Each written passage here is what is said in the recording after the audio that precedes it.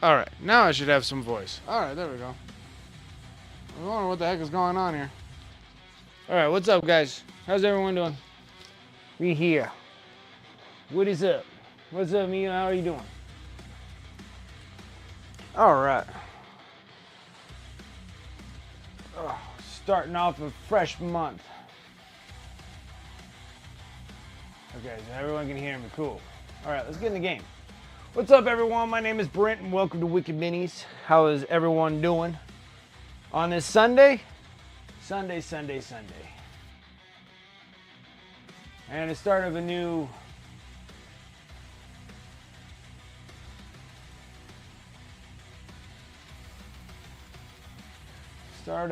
month. I'm trying to get myself situated here. All right. Now we're going to be working on Maleneth, Witchblade. Now I have an idea what we're going to do. This one here, we got to work on these pieces to get these things all set up and ready to go for the month ender. Since I missed out last month ender, we're going to be doing a double month ender over on Twitch, so that'll work, right? That'll work. All right. I'm going to fire up air compressor. I need to do some highlights.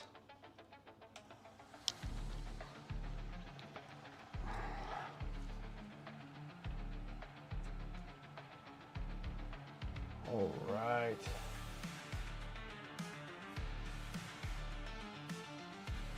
It's kind of hard to tell when everything's just black. Everything's black. All right.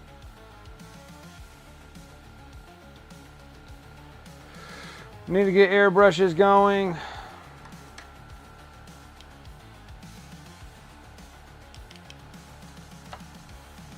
So hopefully everyone had a good week. I was off for like a whole entire week, so it was just crazy. Clean, what's up? Francois, what's up? How you doing? How are things?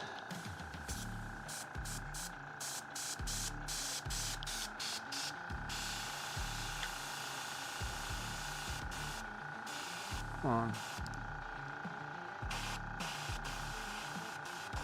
There you go. Gotta control the airflow here. All right, perfect. I got stuff everywhere, guys. I got too much stuff everywhere. Too many airbrushes. Too many airbrushes. Okay, cool.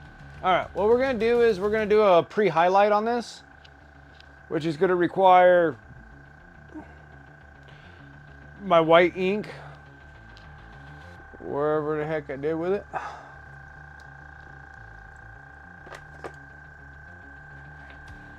Where the heck did I do with it? Ah, there it is. It's hiding. And I'm going to need some thinner too. I need some thinner.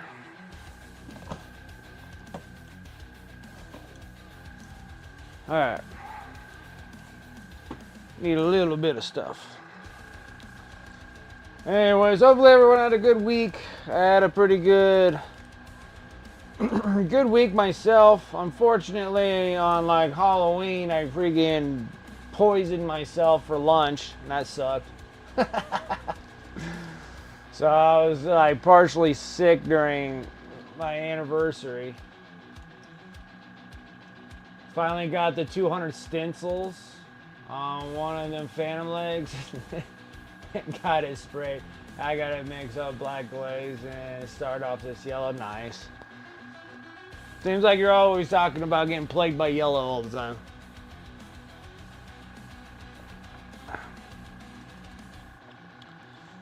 All that yellow you doing. All that yellow. Alright, need a little petri dish. Little baby petri dish.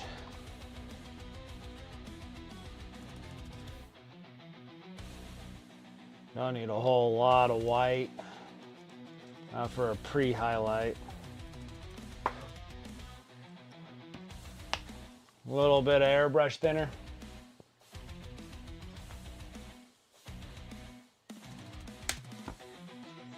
My kindergarten mixing brush here. I like it. I had such a horrible day on last week's Tuesday. I don't think we streamed on Tuesday. I took a whole week off. Work just sucked. So,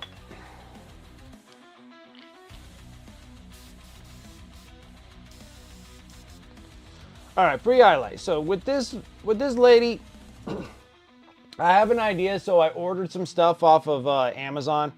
The one thing I don't have any of are real thin sheets of brass. I was sitting there, I was like, how come I do not have any brass strips? I have none. So I had to order some brass strips because what we're gonna do with this gal to make her look really cool, I was thinking because she looks like an assassin, look like she just pops out, gonna go and stab you in the face. So I figured that probably have some draperies.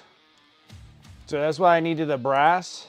So the real thin, 0.001 super thin brass, so then we can kind of buckle it all up. So it looked like it has some draperies right here on both sides of her. She popped out of a window or something, like right outside. I'm gonna go and stab you in the face. So I figured that would be kind of cool. So I'm ordering those. So in that, waiting for that to come around. So we're gonna do some pre-highlights.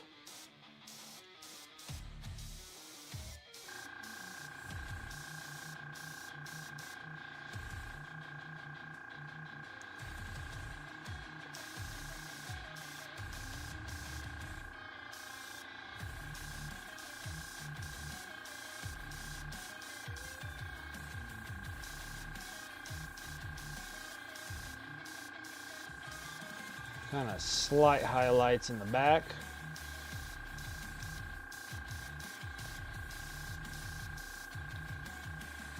And then we're probably going to remove her off of this base, but I'll just keep it there for that.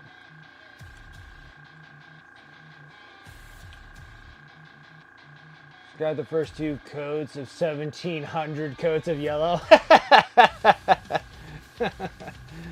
2 coats of spray I need to bring down with a black glaze. Nice.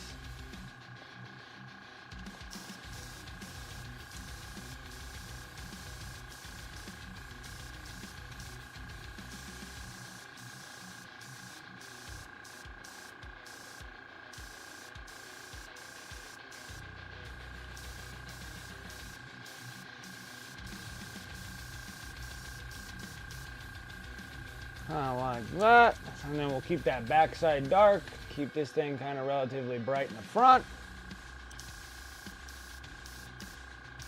Ooh, I did a bad juju here. Anyways, let's only reason I say that, there's a spot there it looked like I missed. Sealing it up. Gonna rinse out my little makeshift kitchen sink here.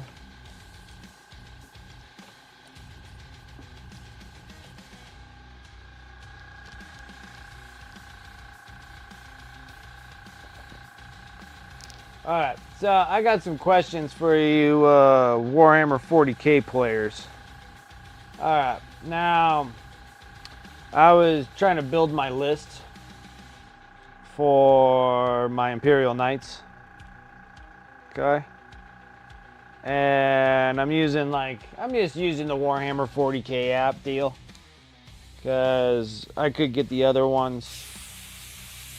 I don't even think Battle Scribe works anymore, but I know you guys told me a couple other ones to use, but I was using the Warhammer one just to kind of build a 2,000 point, just to see where I'm at with all the knights that we've been doing, and to let everybody know what we were working on just previously. We were working on these armigers. So these ones are the Hellgrims, or whatever you want to call them. And then these are washed. I'm still waiting for the cool bases like we have on my other knights that we did. So these ones have like the Blood Angel theme scheme on them. And then they have these cool Elric Hobby bases here. And I ordered 2 more of these ones and then one of the big knights, so we can replace these regular GW bases with them. I did these ones in the regular Blood Angel theme, right? So I did like a red and yellow for like the true guys, and then these ones here with the red and black, we did them for Death Company. So we still got a knight to still do, but these were the 2 armorgers that we did. I got these guys all kind of set up and ready to roll. They look good, I like them. And I'm just waiting for those bases so they're done. And then we were working on the big knight and getting Ashtrath worked up here, but I have to stop because we have to do the month ender for my sub appreciation prize wheel deal. So I wasn't able to do last Friday because it was Halloween, and that's also my anniversary. So we're putting both of the giveaways. The last one was this one with Karlina von Karstein. So we did Karlina von Karstein here. And not bad for our little attempt on this thing, so I didn't think it was too bad. And so the next one is going to be her, but we're not going to be putting it on a plinth. I'm just going to kind of keep it structured, unless I can print some plinths that are a little bit smaller, because a lot of these figures are really tiny. And then once we're done with this one, we'll get back into doing the knight and stuff and start working on getting this all sketched out so we can have another figure on a knight, because that's what these other knights are. This is my big Imperial Knight. This is the Canis Rex that we have there, and there's a little Rex right there we need to paint up as well. And then on the tops, I've always done some sort of mural of some kind. And this one has Dante on it. So we'll put Ashtrath on the other one. Even though that he's going to be, Ashtrath will be a little bit more of a difficult one to do. So anyway, so we're working on this model so I can get this thing kind of prepped and going. I feel like she'll look really cool coming out of a couple, like coming through, like she snuck in through a window or whatnot to go and stab you in the face. I feel like that's a lot better of a choice there. Oh no. Oh no, my thing's a mess. I don't have any room. I need to go grab I need another palette paper. What a mess. Okay. Hold on, guys. I need to go grab it. I did. I have a question. Oh, okay. So Imperial Knights. I'm building the list. Okay. And I was going to use a Canis Rex. Then I was going to use the Castellan because we did the Castellan and the Canis Rex. All right. Then I have 6 Armorgers, but I felt like if I add 2 more Armorgers to it, I get a notification on there saying that like there's a rule of 3 on these guys. Like on your Armorgers. Like I can only have like 3 of them like this, and then 3 of them like this. But if I have 4, so I can't have 4 of these kind of guys. And 4 of these guys. Like they took that away. Like, I didn't know that there was a rule of 3 on these things, because I thought these were your battle line dudes.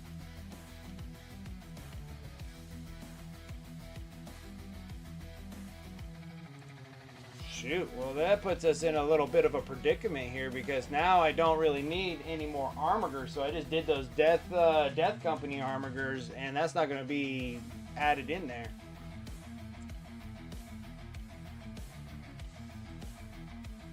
Because on like your previous list, like you saw like previous tournament lists, when did they change that though?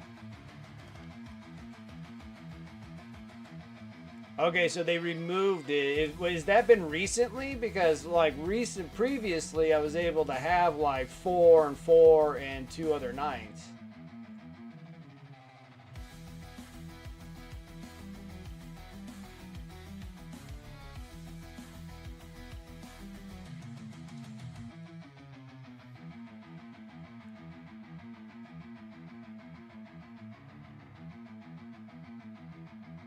See, that was the thing. Like, I don't believe they're battle line anymore. So then it like gives me a flag saying that I can only have 3 of each one of them. But I'm like, that's all you guys have for armigers. You don't have anything that like really changes anything unless you start going into 30k armigers, and then that means I would have to add 30k armigers.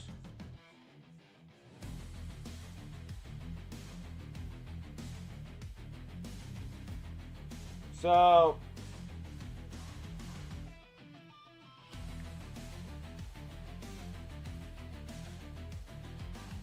that's why I'm like super confused now, because it's not like they have like a whole lot of options. So it's like now I have to add additional BS to them now from like a completely different thing.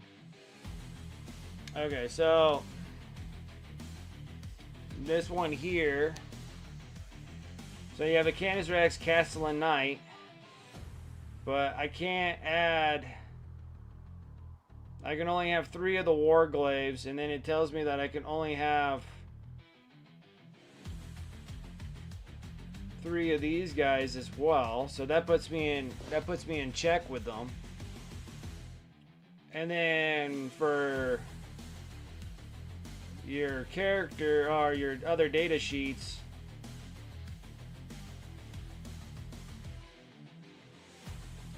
these 3 here, well, those things, I think those are big knights, like your big knights. And then this is your only armiger that you have, but it's a 30k. But you only have a Helvrins and Warglaives. You don't have anything else unless you go into 30k and get the Morax. The Murax. But that's a 30k model. Even though that you can add 30k to 40k, but still, it's not a 40k piece.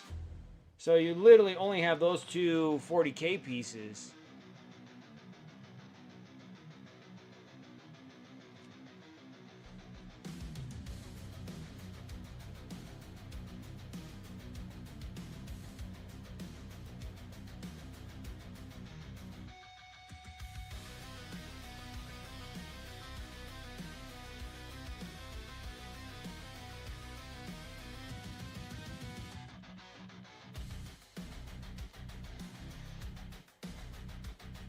Stubbers could be replaced with 1 melta gun. Oh, so they took the little melta gun that sits on the top of their heads away.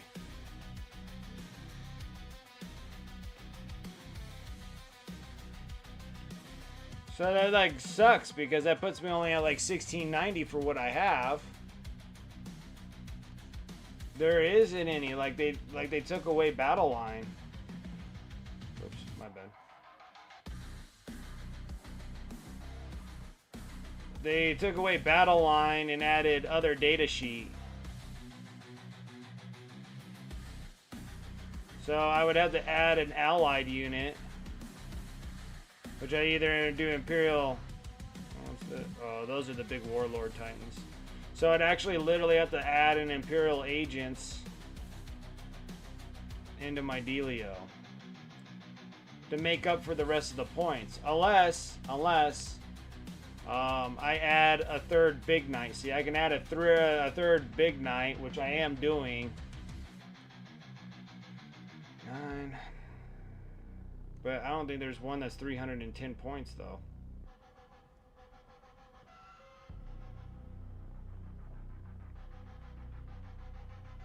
Yeah, I Like, I think the cheapest one is a 365, and that's a Knight Preceptor. So I literally have to add three big knights to 6 armigers, and may have to take another armiger out and have 3 big knights and 1 armiger out, and then have to fill it in with an allied unit.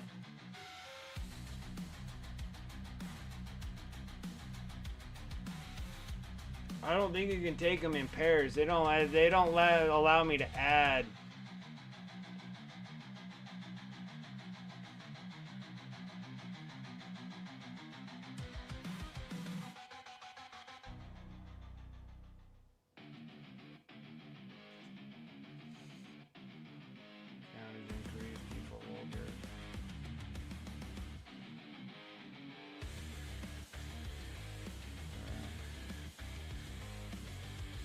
Yeah, because there's no other way of adding. If I put them as pairs of 2, because if you put them at pairs of 2, then that would work, but they don't go as pairs, they're just one single one. I can't add any more to it. So I found that kind of odd that they took that away now.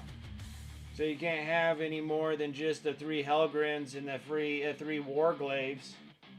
But that's all is provided for Imperial Knights.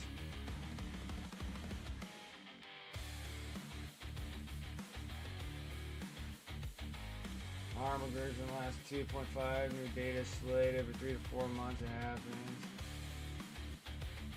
Yeah, so there's nothing in battle line.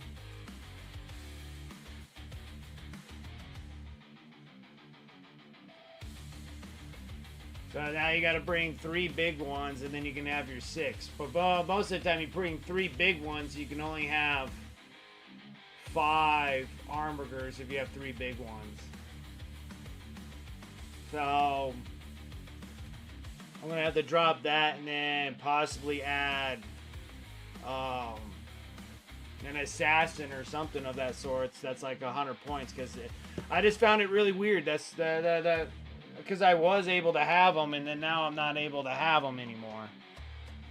And then that seemed like that just changed. Like, it just changed in these last, like, a few months, because I was just playing around with them, and I was like, okay, I can have 8 armigers, and then a Canis Rex, and the Castellan. So I needed 2 more knights.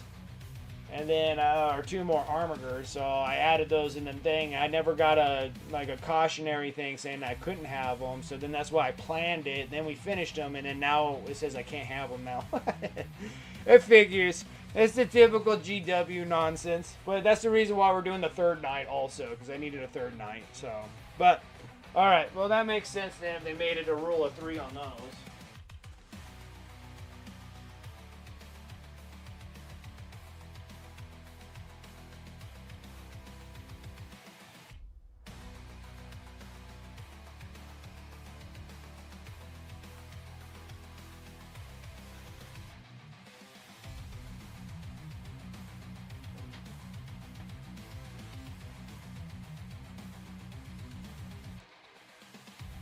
For doing secondaries, yeah, the Calidus Assassin. Yeah, I'm gonna have to pick up. I just ordered the Assassin. It just feels like I have to keep on adding more and more to my Imperial Knights, which is kind of annoying.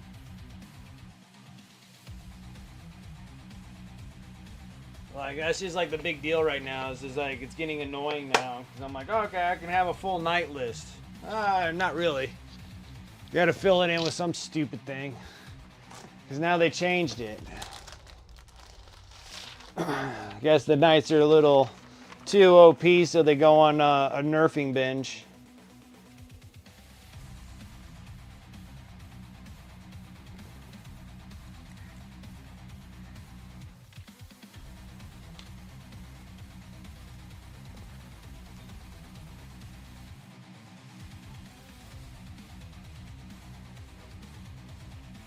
Yeah, since launch of them, they were putting in the Imperial agents added to the knights, but you could have like a full, because they were putting the sisters with them.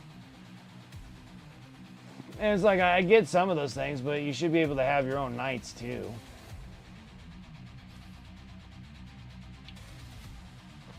And especially if they're not going to give you any more weapon options. Now, like Chaos Knights, you have different weapon options that gives them different names for your war dogs.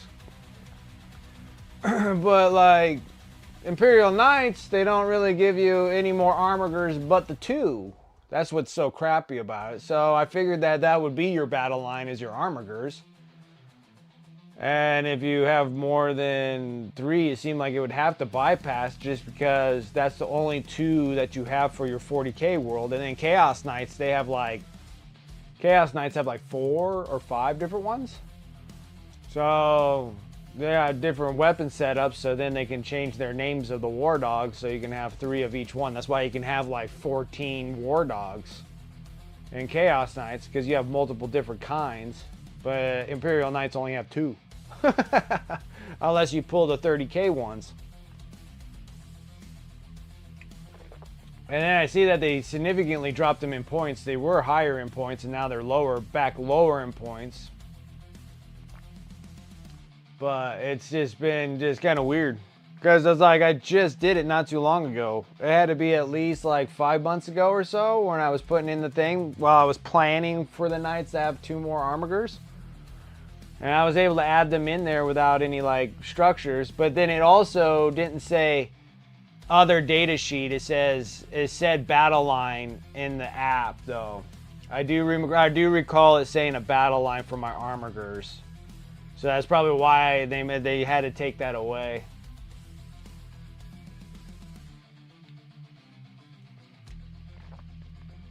Yeah, and you can do either or. So you can do agents, or the Agents of the Imperium, or the other one. Yeah, but they do fall under the agents.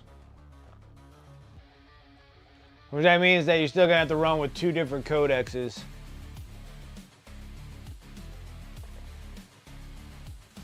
This is another big pain in the butt. I don't know why they have to make it. Well, I guess I know why. Because, I mean, I guess the Imperial Knights have been having a kind of a good show running for some time now. And then I do have sisters, and I was planning on adding the sisters to the Knights. But then in that case, I really don't need 2 other armigers. I guess there's another big Knight. And I think the big Knight, I just want the...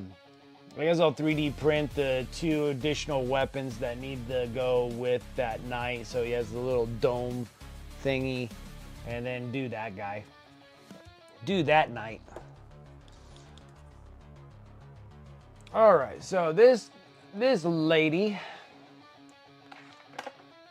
And I have to say, GW has been just slacking on how terrible...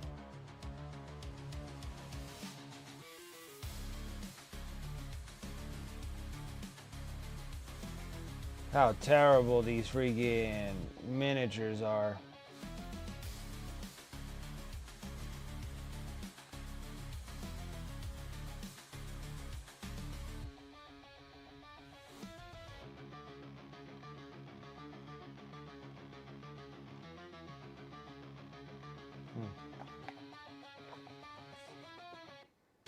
Okay.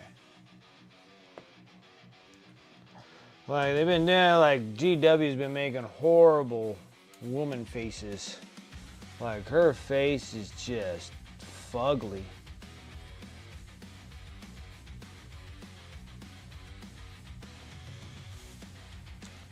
Like, I just don't understand why they have to make them so ugly.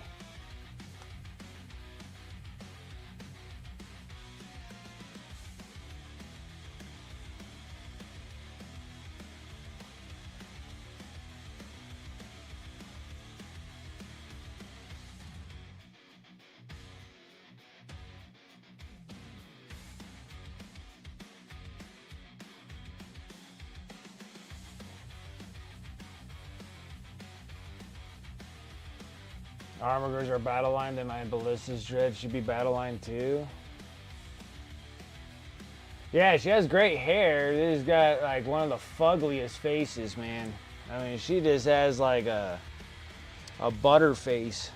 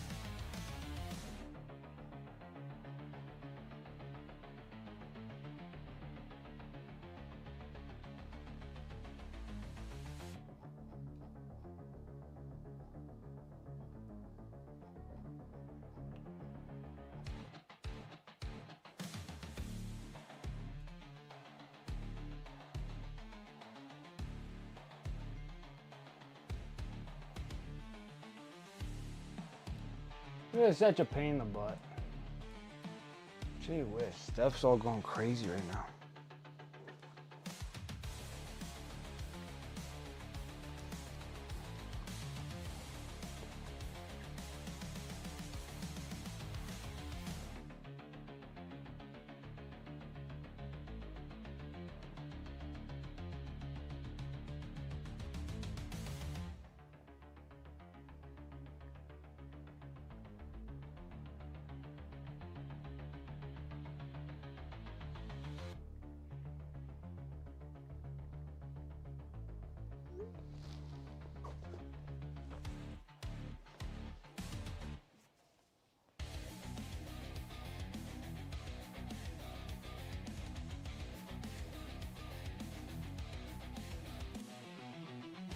I seem to remember they changed the armor rules because people were just bringing all the armor guards.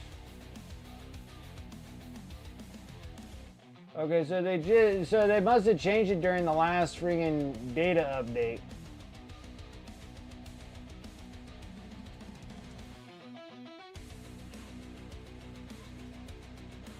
It changed when the codex came out, huh? Okay. So they just recently did the Game Workshop gotcha moment. Alright, that makes sense. That makes sense. Maybe I'll wait around a bit and then maybe they'll re-enter it back in again.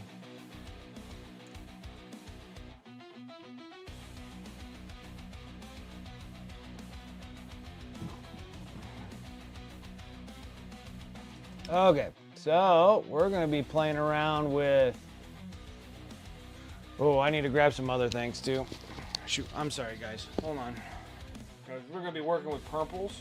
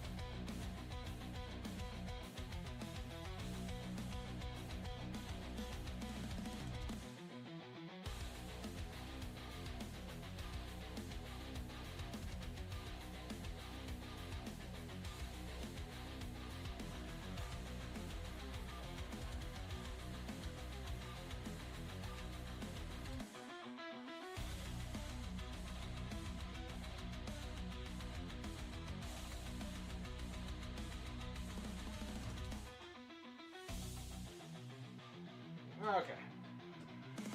Alright, I'm back. I needed to get the medium glaze wash because we're going to need this for the G-Dub or the Monument Hobbies.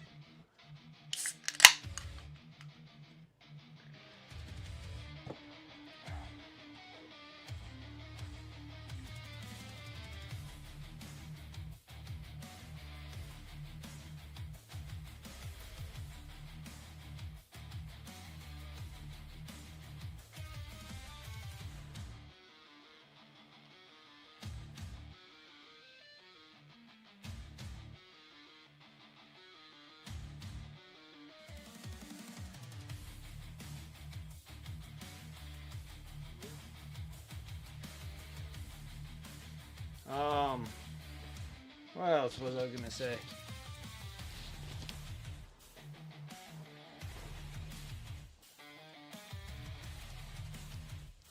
So yeah, it must have been changed when the Chaos Knights came out because then they made it where, well, I think they made it more pliable for Chaos Knights because they have multiple War Dogs. But I don't think there was any thought process to that when the Imperial Knights come out because there's only like 2 different armigers you can have.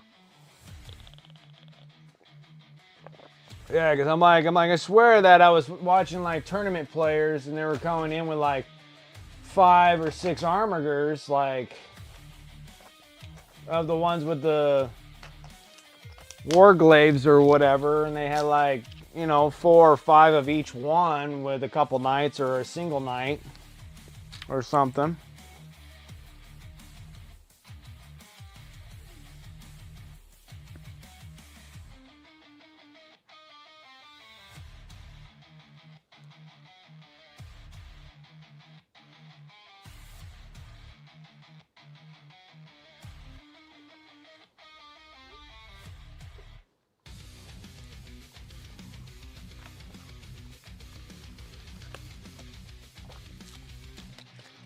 So yeah. Anyways, I mean, all I have to do is just wait around. I'll get the other night ready to go.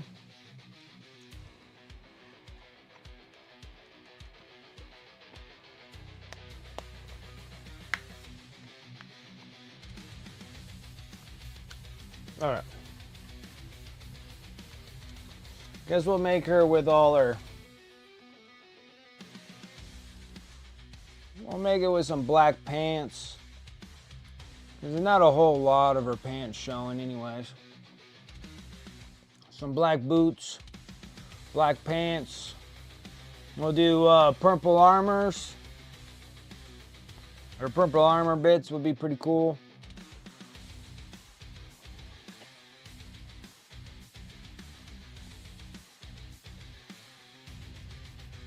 It's like she's throwing a shuriken or something like that.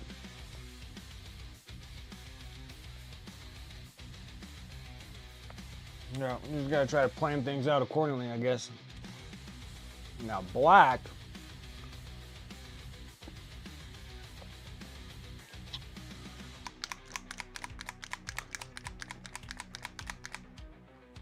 I'm like, I don't know if I want to make it coal black though.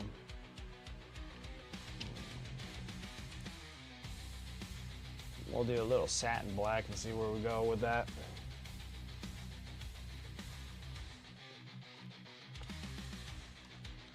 And I feel like I want to add a little bit of something in this mix.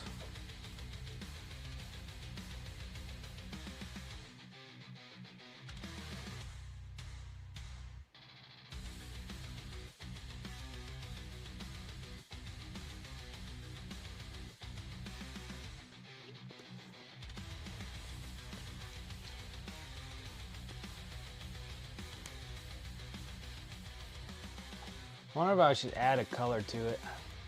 Maybe we should. Maybe we should. I'm gonna add a little bit of this little red oxide in there.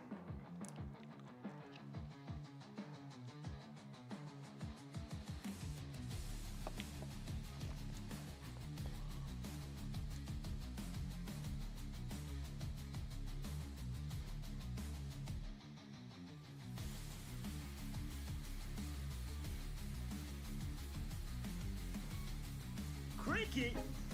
Nobody understands cricket. You gotta know what a crumpet is to understand cricket. No one understands cricket.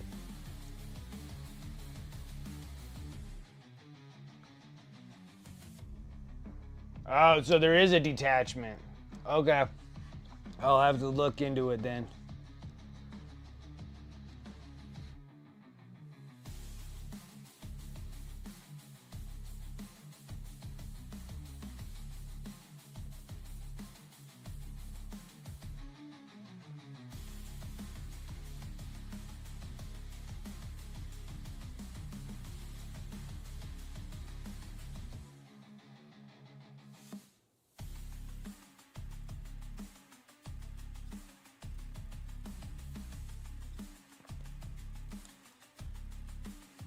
All right, so that somewhat solves that issue, I guess.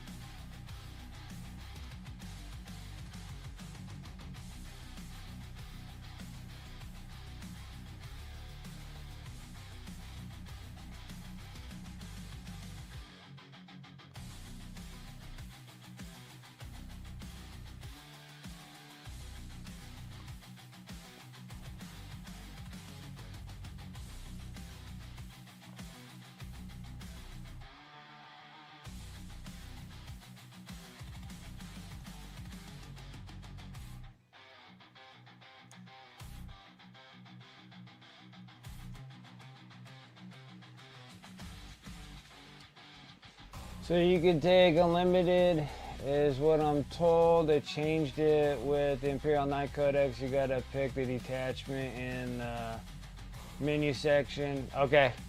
Yeah, there was like 4 other ones. I would have to look into them on the from the codex and see which one of those makes it where I can have more. So I can actually do the armigers and then add those ones. So now it's not like a total waste of time. That was like my biggest one. Like, did I literally just waste a whole bunch of time like doing 2 other armigers when I can't use them?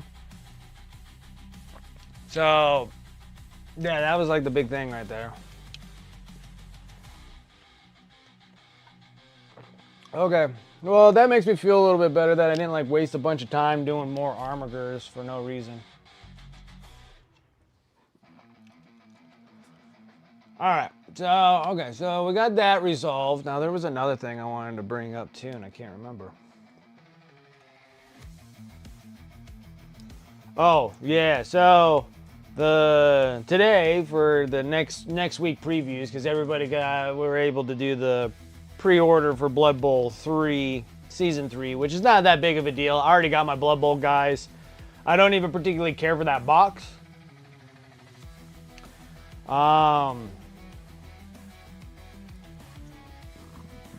But it was kind of cool. I'd eventually have to pick up the rule book for Blood Bowl so I can make some cool pitches. Utilizing the pitches that I have. I have a whole bunch of pitches. Like, I have like 3 different pitches. And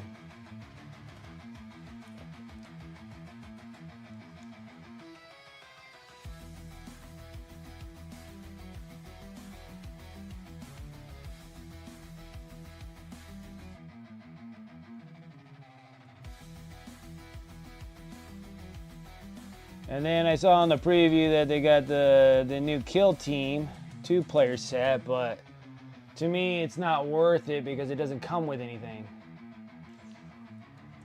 I think that got everything answered for my Imperial Knights. So that made me feel so much better about my Imperial Knights. I was sitting there, I was like, my gosh, and I'm like, would GW stop doing this to me? I'm so close to being done with doing those. And then the other one, I swore I had another one though that popped up.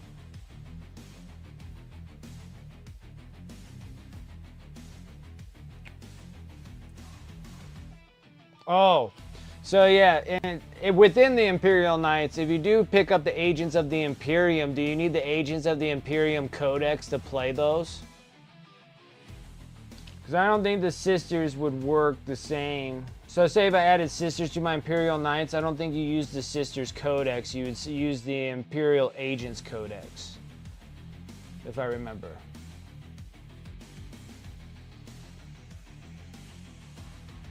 So I need the Imperial Agents Codex, right? Okay. So that's the other one that I need to maybe get, because I might.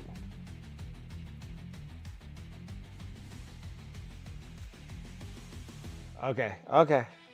Yeah, I mean, if I'm gonna add the assassins in there, I don't think it's that big of a deal. But if I was gonna add, like, I think it'd be kind of cool to add the Death Watch, like adding the Death Watch kill team to it. I think that'd be kind of cool.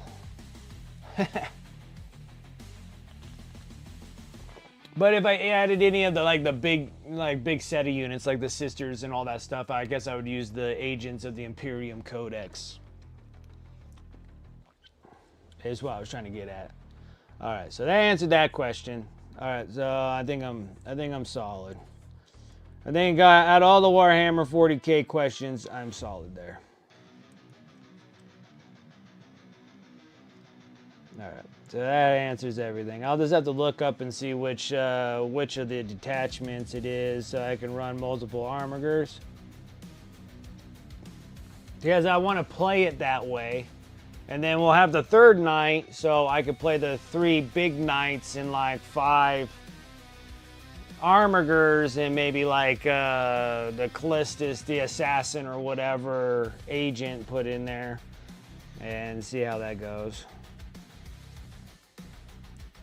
Actually, I really dig this black with not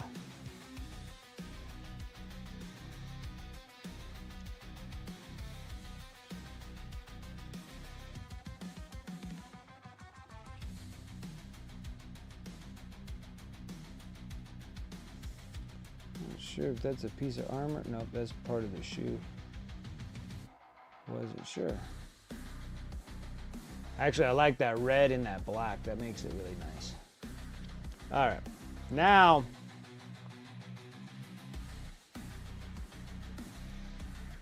it does. It almost like I could put her as the assassin. Be like, I'm just running her as the assassin.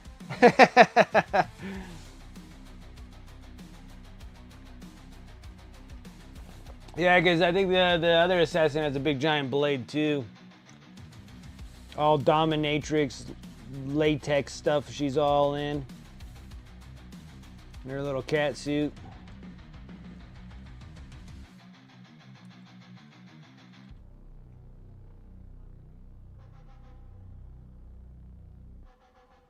Okay. Next one.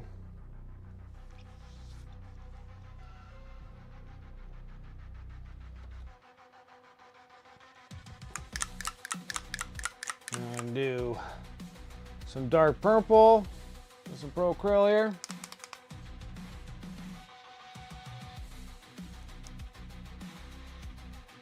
Yeah, blades and braids.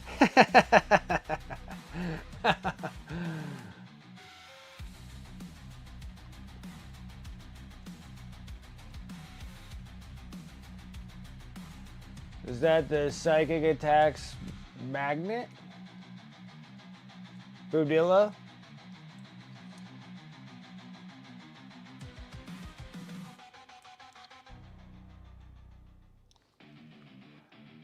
Catsuit, Gimp mask. What's the difference really? It's true. It's true.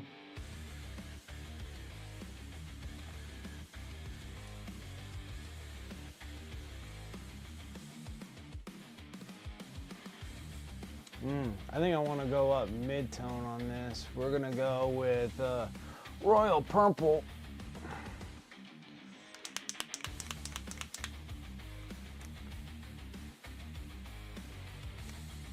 And then I think I'm going to mix the medium with this. If it'll come out. There we go. All right.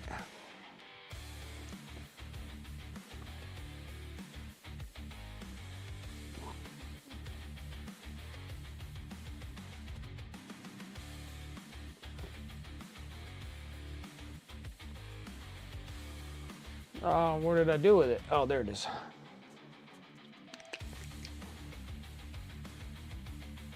So we're gonna do the glaze wash, medium here. I'm gonna put it off to the side, just a little droplet of it. Well, as little as it comes out of this bottle. And then I'm gonna take the Royal Purple. Here, I'll show you. Okay, so that's the glaze medium I put in there. I'm gonna take the Royal Purple out of here and then I'm gonna mix it into this. Okay. So it's gonna give it more medium to pigmentations. So in that turn, it's gonna give it more of a transparency. And then that'll work for our pre-highlights that we did on this.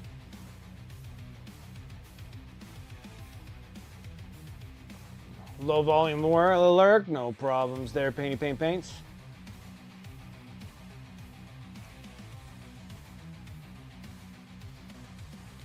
So now I'll put it on here where we'll get coverage to an extent.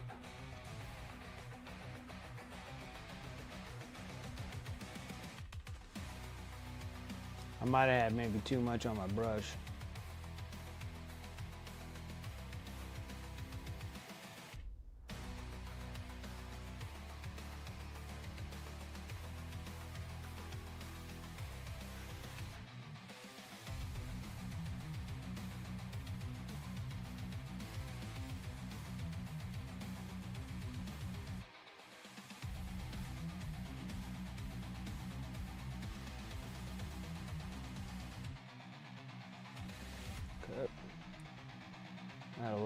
water to this so I can get a little bit smoother of a transition here.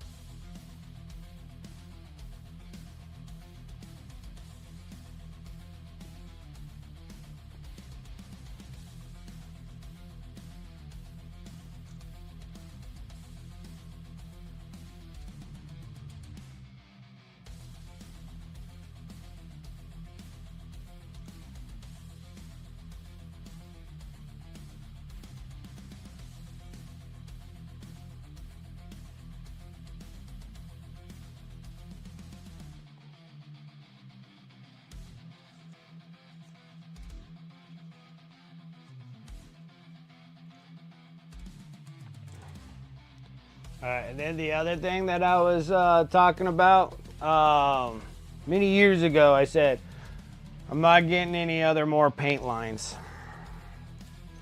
I lied.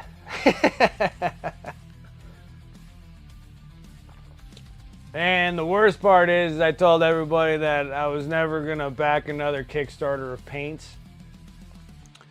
And I'm backing another Kickstarter of paints. Now, last time I backed the two thin coats because I always was a big fan of Duncan when he was with Games Workshop doing all the painting tutorials. Right, and so with the painting tutorials and stuff that he did with GA Games Workshop, and then he was doing a paint line with the two thin coats, I was like, all right, I'll back this, see what we got for maybe another, you know, secondary paint line to kind of fall back on if I needed it for certain things. And then that turned out to be a bust. It wasn't, if you guys like two thin coats, great. I was not a big fan of it, so I mostly gave away all my two thin coats away. So now we got Artist Opus and the Cult of Paint guys. So the Cult of Paint guys, that's like Andy Wardle, which I always really enjoy his paint methods, his techniques, and his miniatures. They're always wonderful. If you've seen in they had two golden demon placements on the Spiel Germany, or Spiel Essen Germany, with two of his pieces.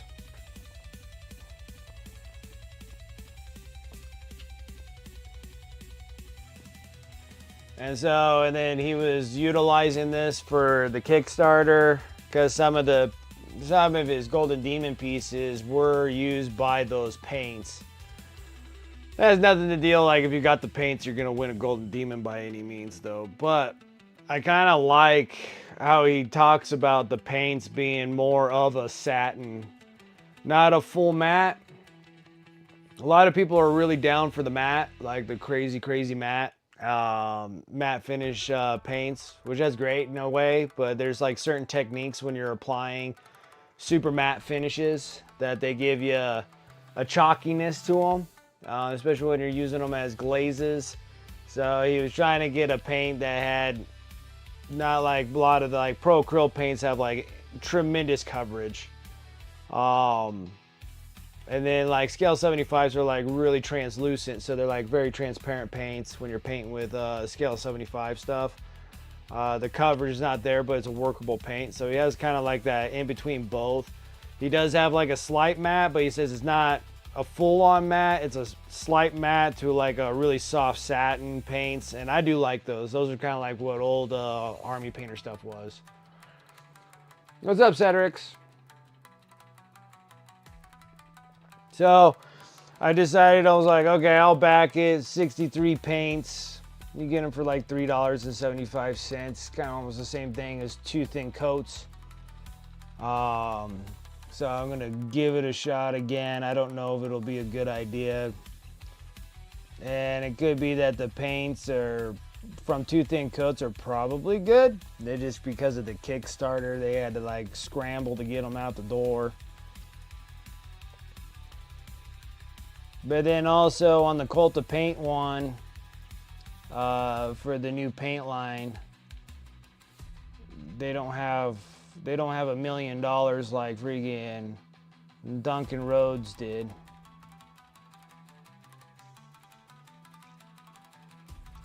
It's like half that, so maybe they'll have a little bit more better output on how they're going to do their paints.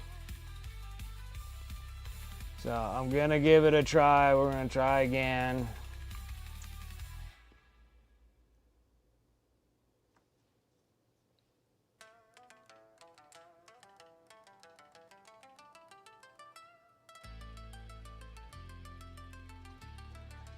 The cougars were hunting this year at the fair, I bet.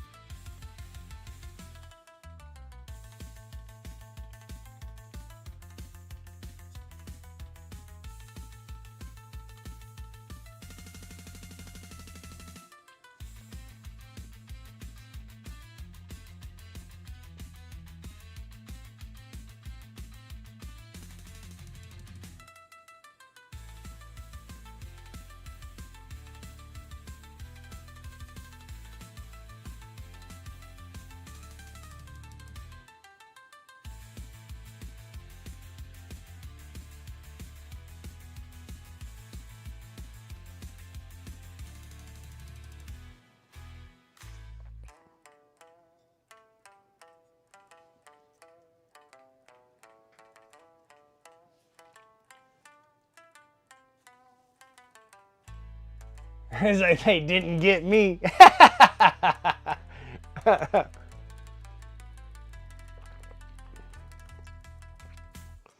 Isn't that what you were after anyway, Space Nifty?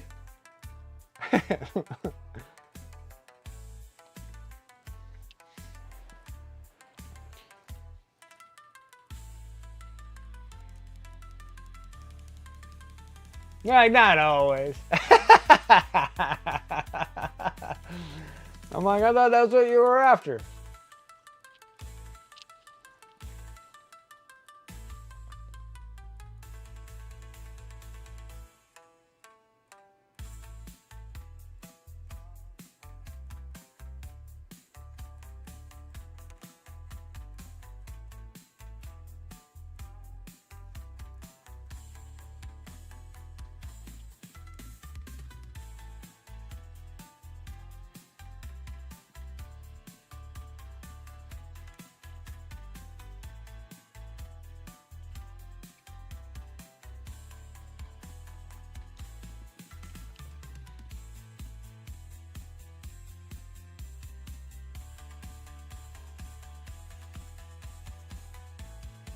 All right, so I'm gonna mix that dark purple with the royal purple. Using that for my darks.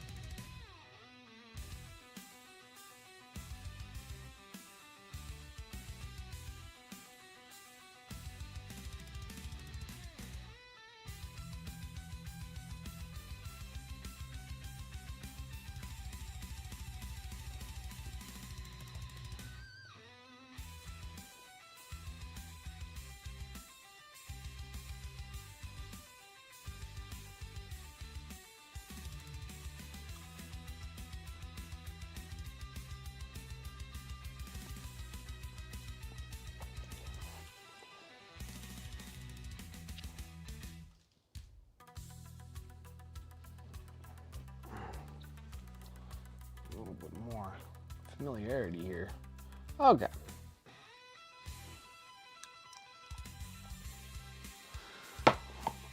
Oh, shoot.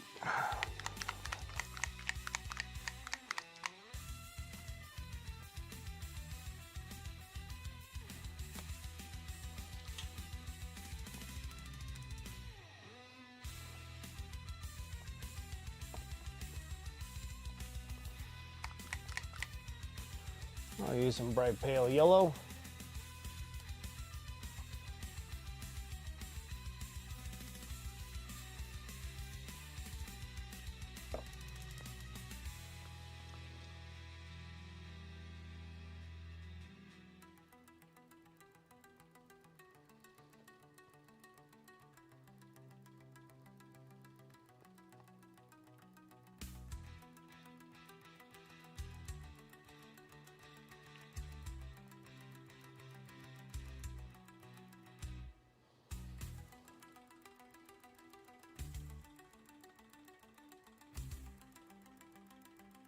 But see, I think it's still in Kickstarter for another 4 days. Then afterwards, who knows? For Kickstarters, it seems like I've been having a very long time getting anything from these things. Everything's so delayed all the time. Nightweb has wrapped them up on one of the guns, had leaked resin on the other. Had not been sealed. I guess wrecked 3 of the guns. Took a bit to get them cleaned and repainted. Oh, that sucks.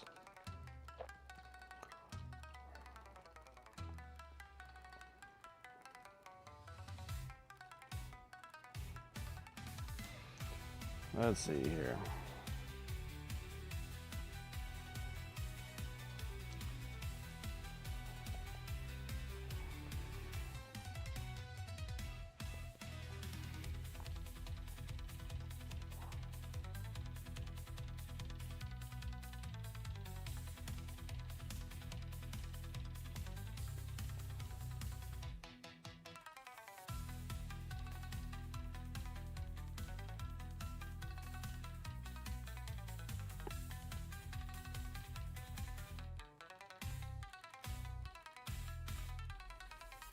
Single pledge level. 10 sets of 6 paints.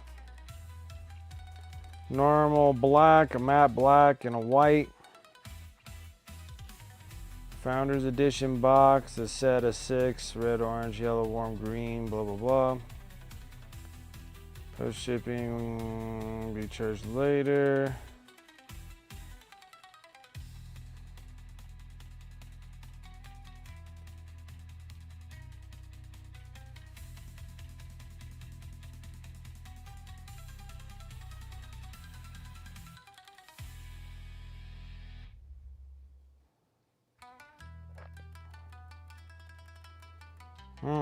So they don't have a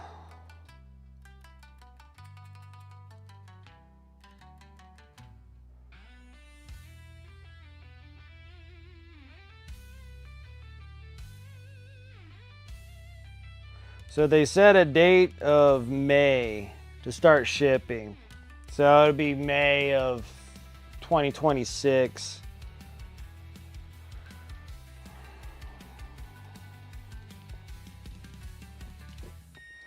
So that's relatively when they're going to ship that thing out.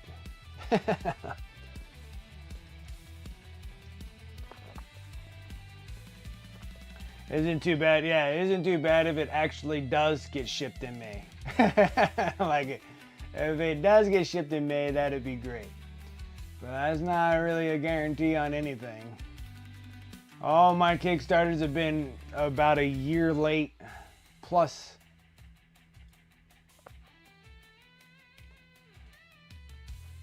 That looks good, man. He did a great job.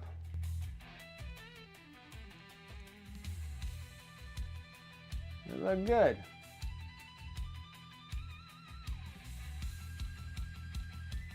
Nice and clean, looks good. Got all the rest of your little goodies all scratched in there and stuff. Looks good.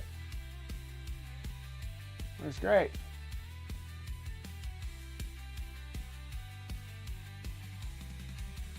It's really, really, really good. Because you gotta say, like, I still have not received any word or nothing about my Mindworks Studio stuff. And that's been forever.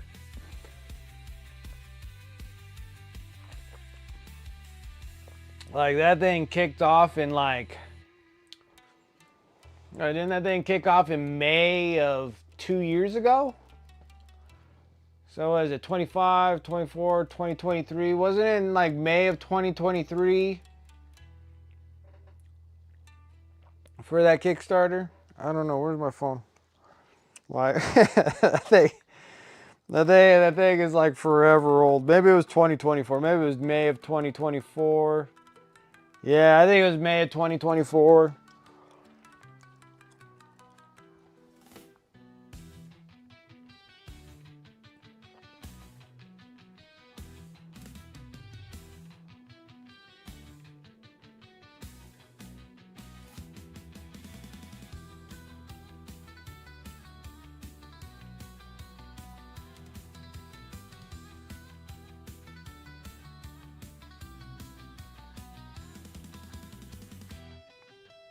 Let's see here. I mean, I've been waiting forever.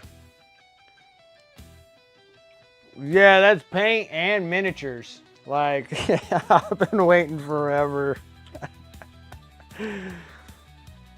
It's been funny. The whole thing was quite the whole thing was quite intriguing, to be honest, because I'm like, it was a hell of a Kickstarter.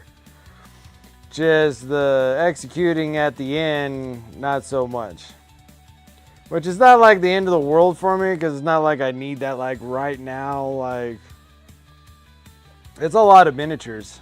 So yeah, their shipping timeline was June of 2 years ago. June of last year. So I think the Kickstarter happened in May. Shipping was supposed to happen in June of last year, and then of course we're past that now by quite a bit. And supposedly, like, there was always these dates about shipping things off, but just never got there. Like, it was just like, okay,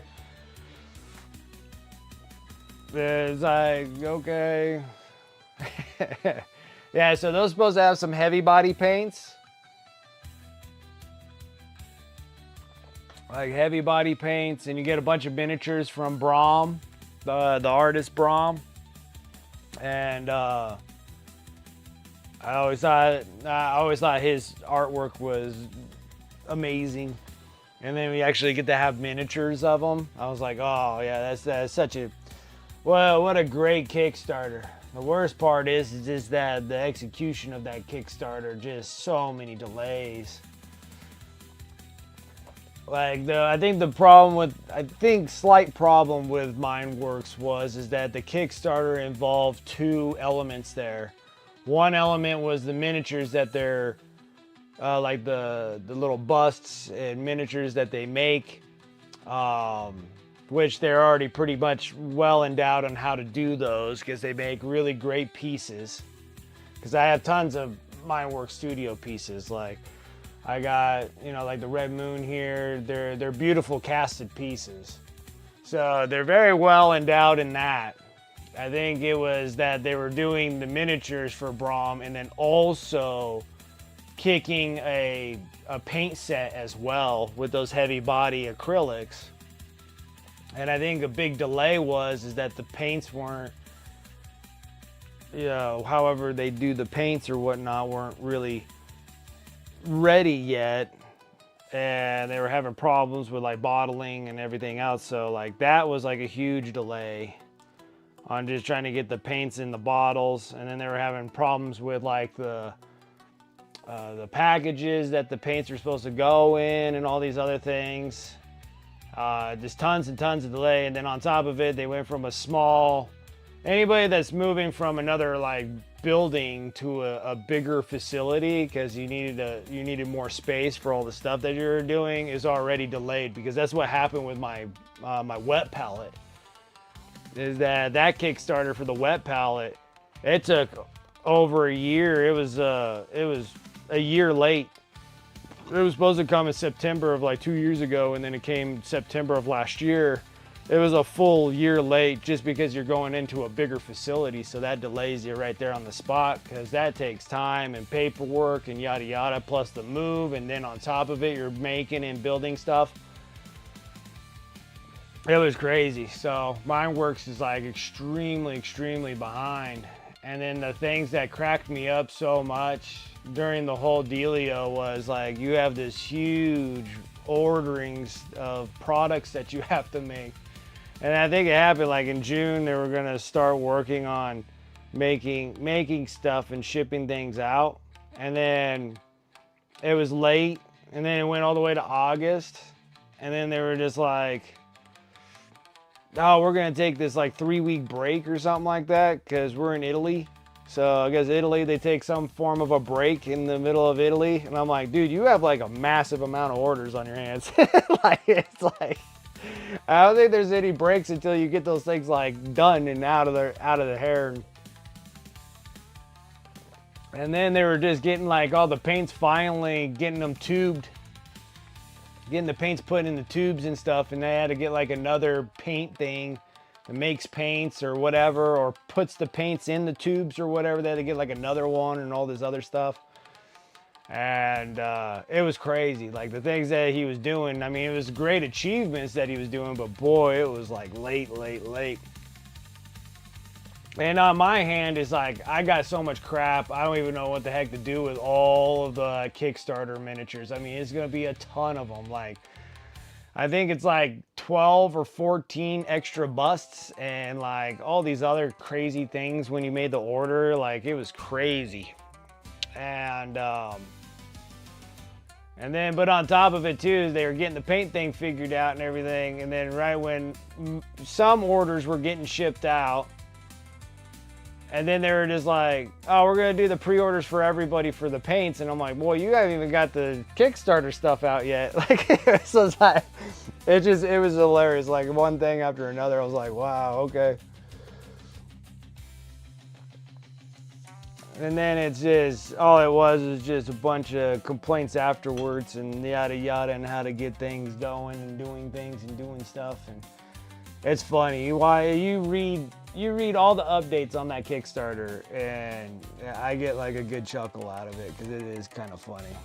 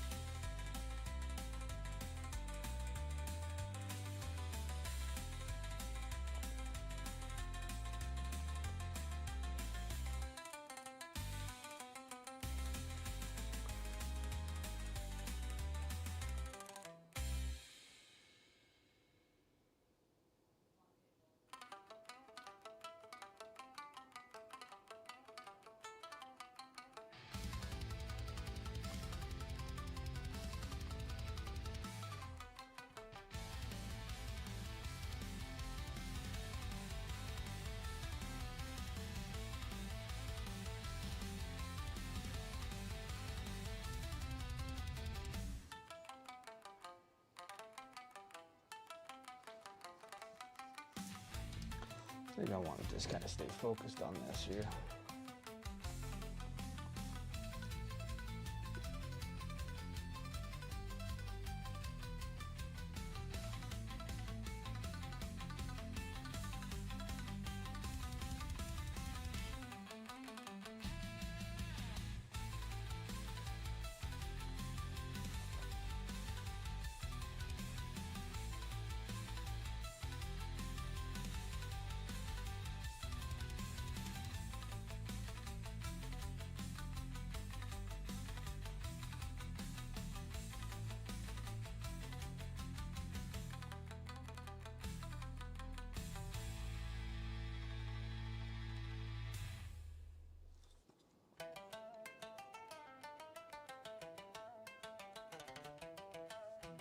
We should change that. Let's see here. I want to go.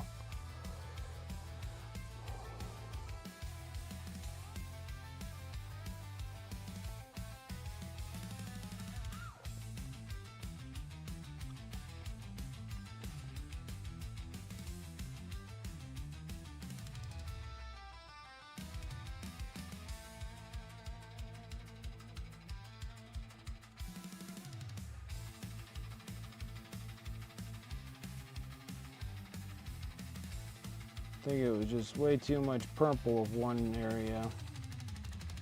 We're making a change here.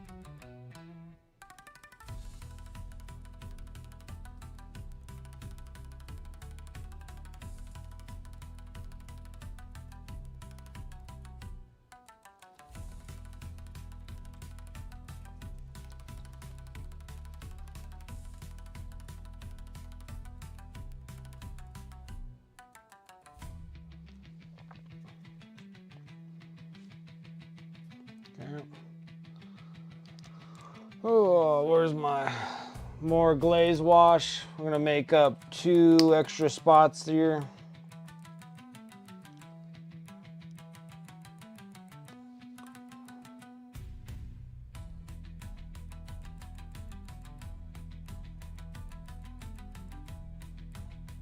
Possibly 3. I'll put 3 there just in case.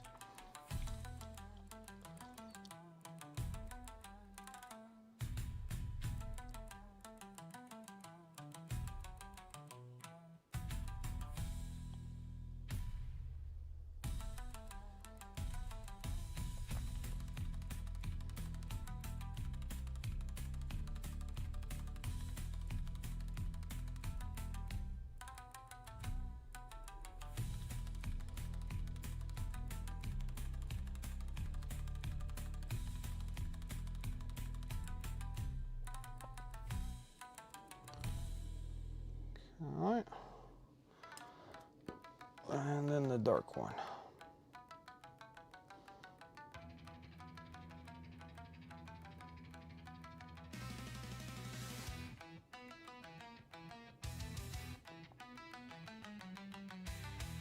Cool.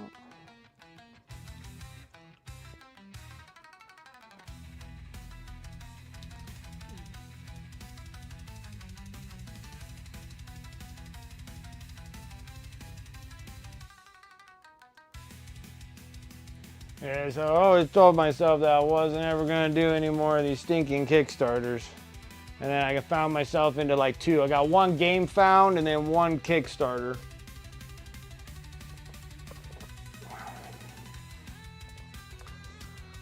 And then when it comes to Mindworks ever gonna do another Kickstarter again, will be up in the air if I'm gonna do it or not.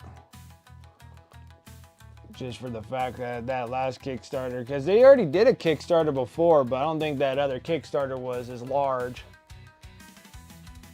When he did, what is it, Patrick J. Jones pieces. It was like the first Kickstarter piece. And then the second one was that Braum. And then I don't know about the third one. That Braum one was huge.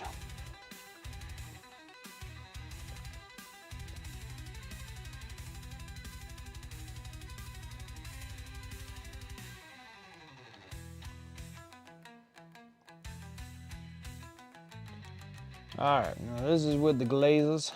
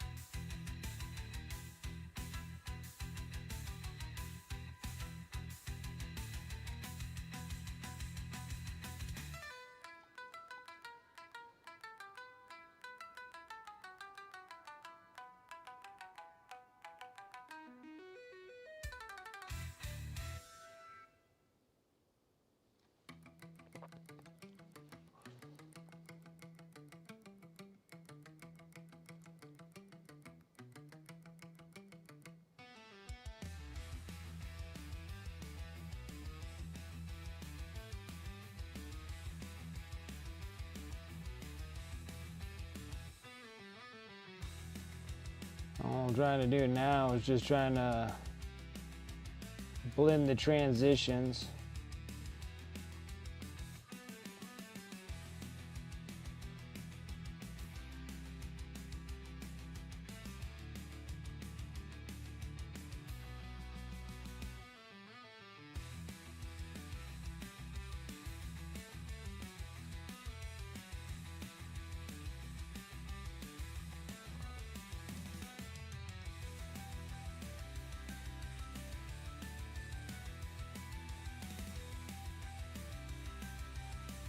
Once I get the transitions looking relatively good, then we'll move on to the next half of the armor pieces. It's nice just kind of sticking to the one that you got.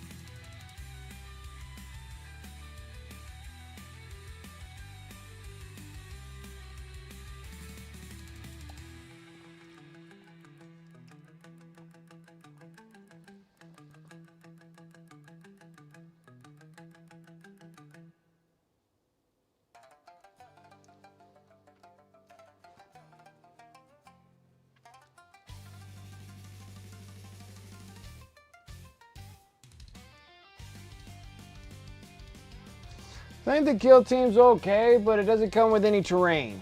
So I don't need the 2-player playset unless it's actually coming with terrain. I just don't see the value of it. Because then the other question in mind now is what's the price tag for both of those with no terrain?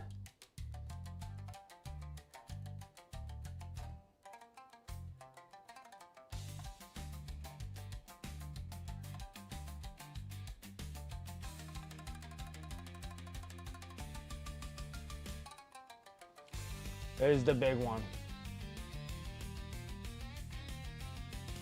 Yeah, you get like the scout units, but that's about it. That's gonna be coming with that. And then they're selling the Tomb World, so they're doing the Tomb World kill zone for the terrain pieces, which you could have got from the other one with the Death Watch and the Necrons. And then this one seems like this is a 2-player box set with the Tau and whereas their new Tau pieces, which those are kind of cool. So new Tau pieces, and then the new Space Wolf, like whatever they call them, whatever those people are called. I don't even know what the heck they're even called.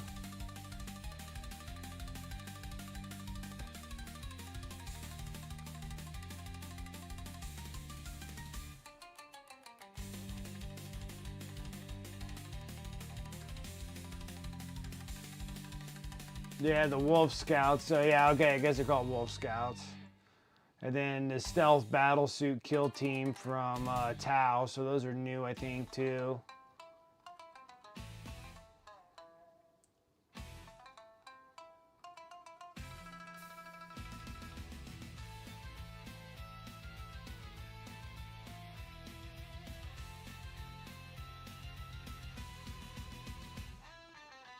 Yeah, so they're literally just, it's just this. So you literally get the box and it just literally gives you these, plus your cards and whatnot, your cards, tokens, and whatnot here, and two teams. Like, that's all you get. Which is kind of cool getting like new dudes. And then they're doing the Killzone Tomb World, which that's its own separate thing. Christmas crap.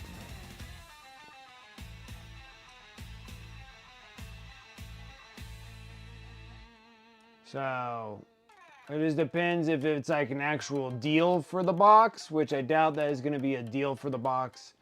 I bet it'll be the same as buying this and buying this.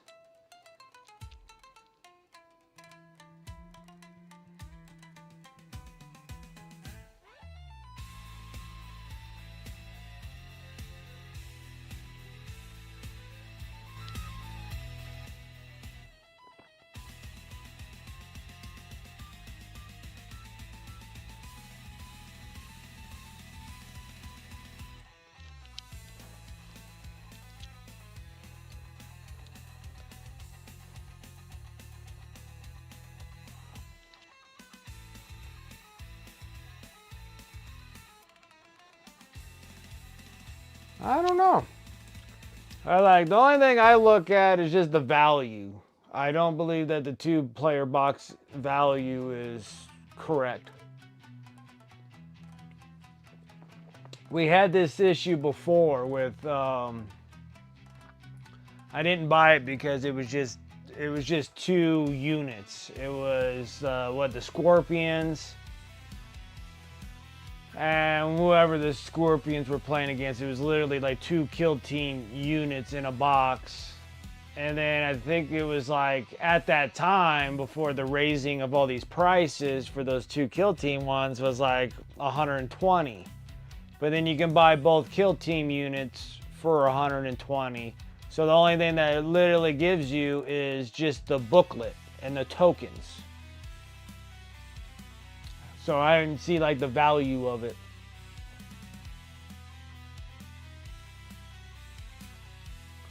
That would be the only reason, is if you need them now.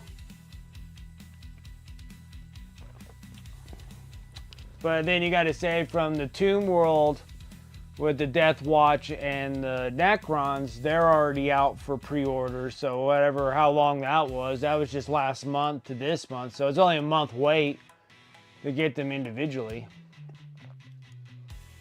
Because I got the Tomb World one beginning of last year, or beginning of last month of October.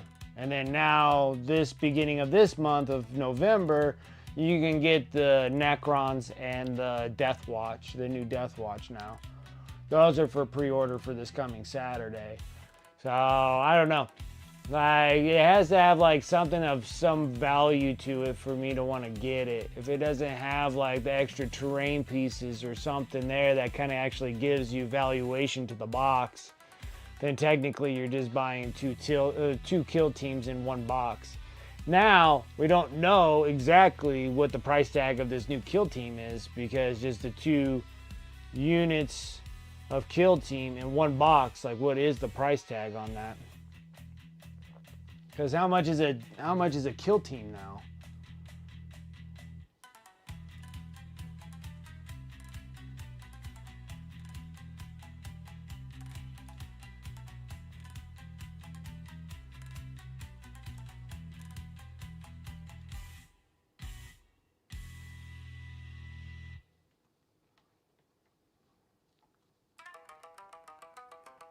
So some of your boxes are like $70. Some are $80. So they range from $70 to $80 for kill teams. So it kind of depends on what you're getting. But you're talking about these other kill teams have more models in it than those ones that you're getting. So you're literally only getting 5 miniatures. Like, you're even getting less kill team players. That making sense?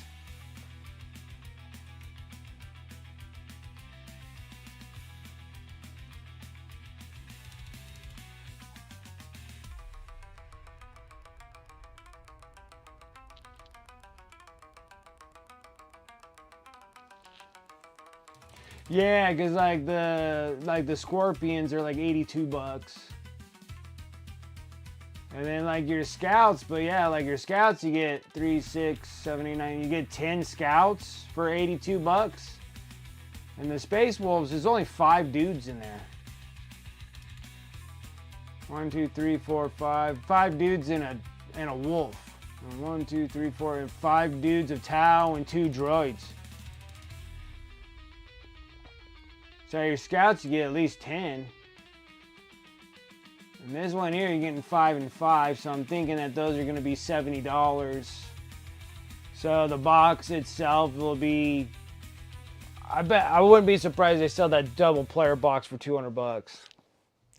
just to stab you. Because I don't know what the price tag of that box is. That's the reason why I haven't got into it. Because I'm like, I don't know if I want it. I don't need it. There's just no value in it. Like, normally you get 2 player boxes because you get a deal. Now, if they give you like both those boxes, say they're $70, $140. If they give you both a 2 player box set for like $120, that's probably a good deal. But I doubt that they're gonna give it to you for $120. GW never goes down, it goes up. They never go down.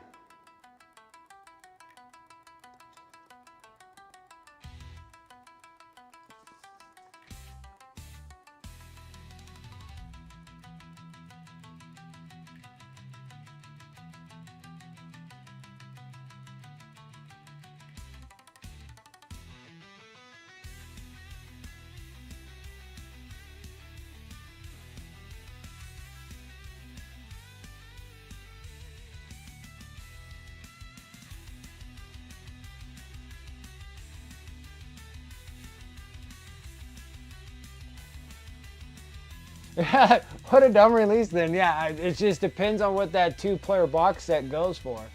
But I don't think that they'll sell it for $120. Because that would be a deal if you could save like $20.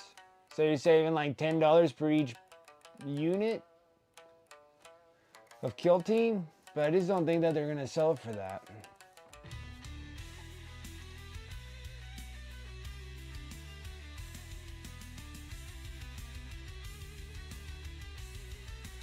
So I'm gonna have to wait and see what the price tag is for them.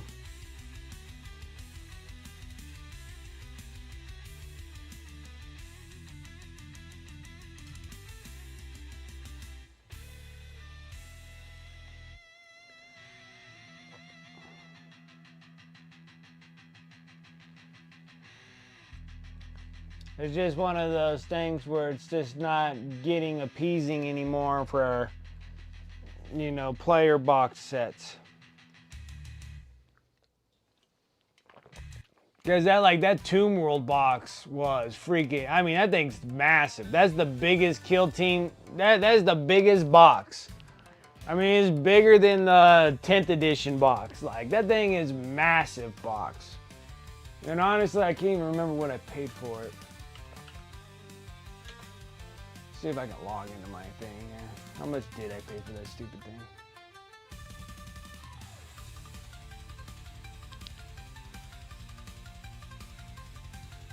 The new Necron box?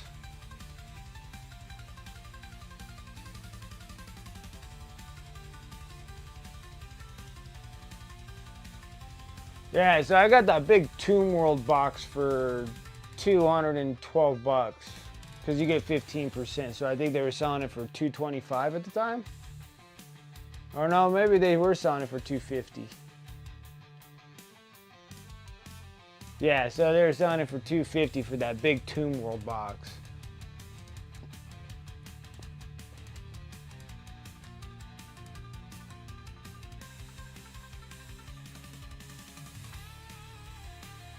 I got to order on this one.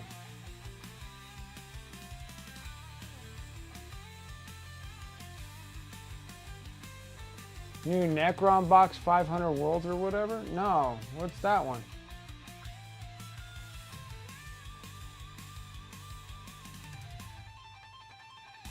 What's that one all about? I need to know about that. Is it an article or something? Or is it just another possible rumor?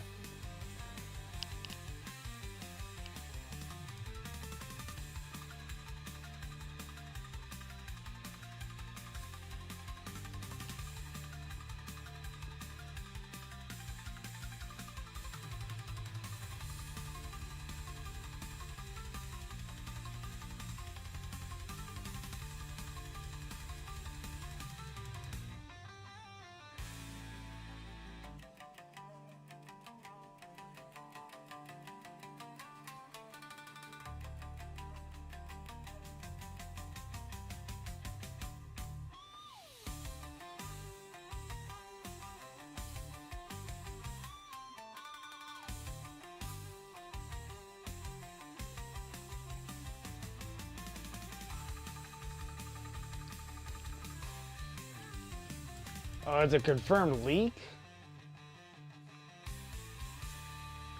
Nah, I need to know about this. Where's this leaky leak? Think it's the end of the edition campaign, the combat patrols?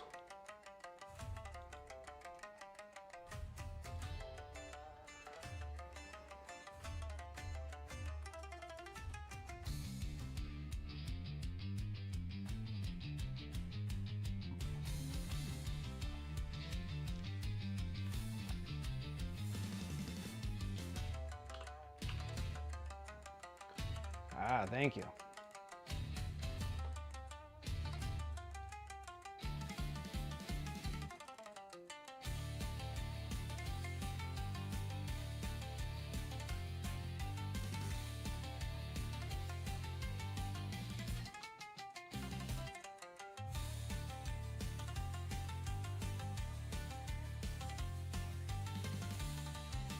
Some of the rumored characters are either frequently in or around Ultramar, like Horon.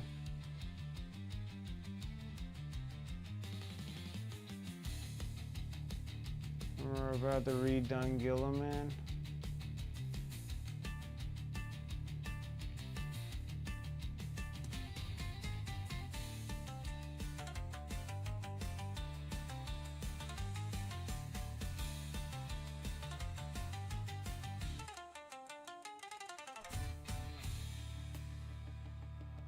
No, I think they're all of these dudes look the same. I don't see a single, all these don't look new to me.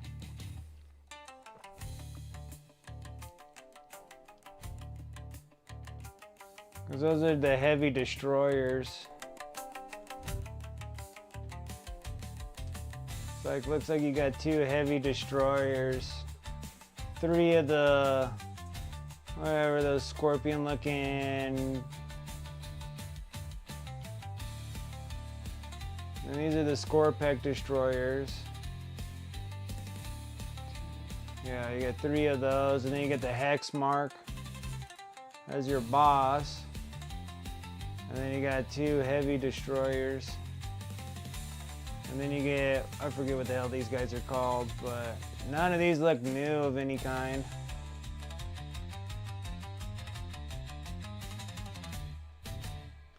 Why are they calling them a battalion of Necrons?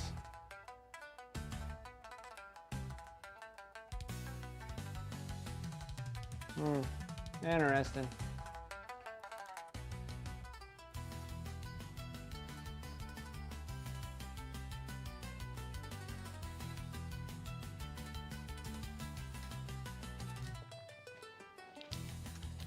Interesting.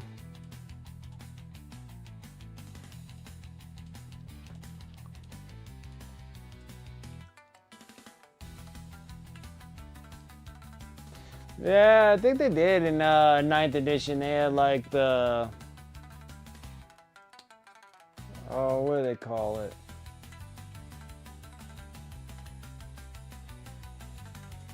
Yeah, they were like little mini versions of the combat patrol boxes. They were called the, I don't think they were called Border Patrol, but they were called, now I'm losing it too. Like, yeah, there was like the little smaller ones. They weren't exactly a full-size combat patrol box. They were like little smaller ones. Yeah, the boarding actions, yeah. So they're like the little boarding action boxes.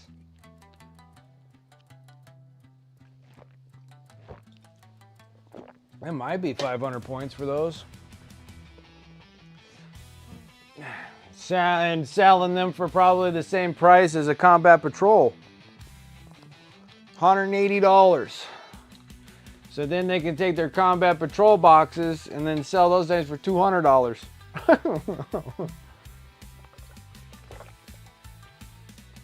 All GW's been doing is just getting slightly greedy. Getting slightly greedy.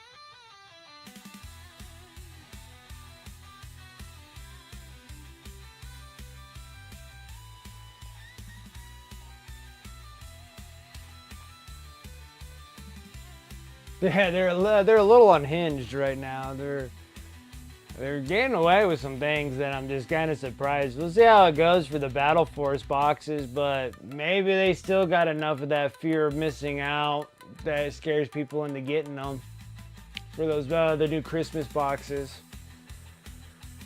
But technically, nothing in those Christmas boxes is after all the years of being in G-dubs, playing with their games, buying their products and goods.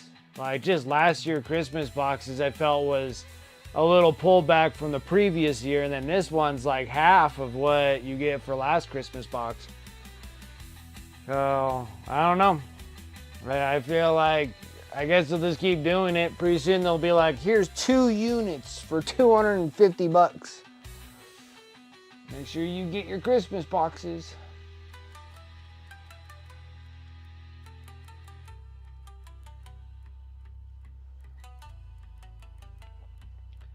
So I'm slightly not moved by their motives.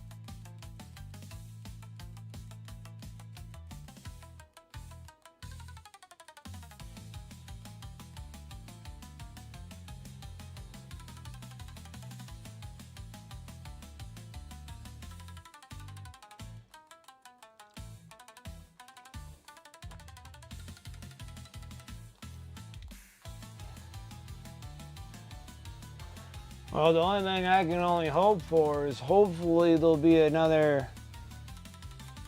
41st millennia kind of game.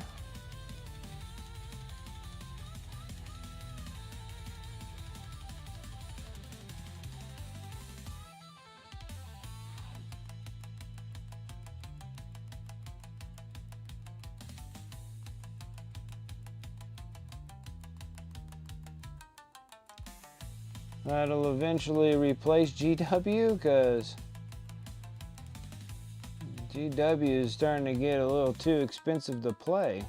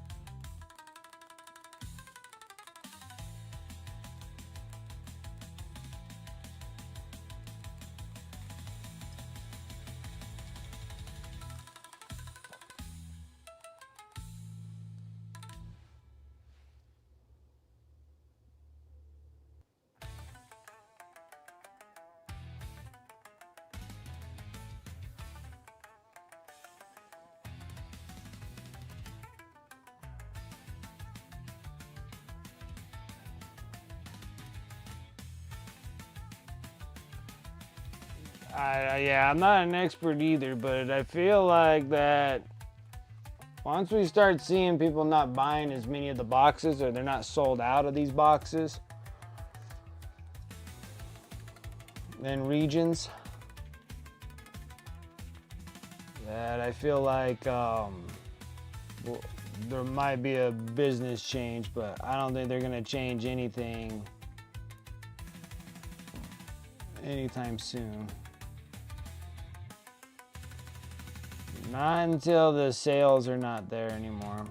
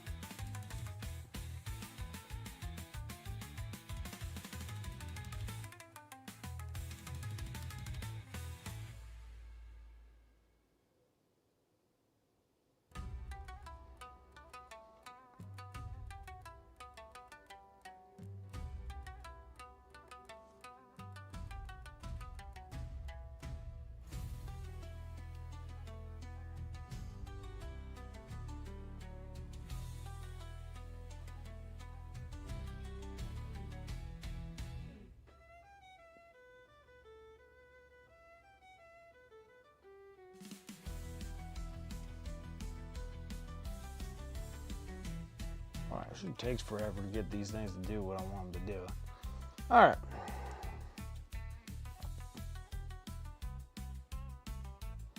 Dark purple, royal purple mix.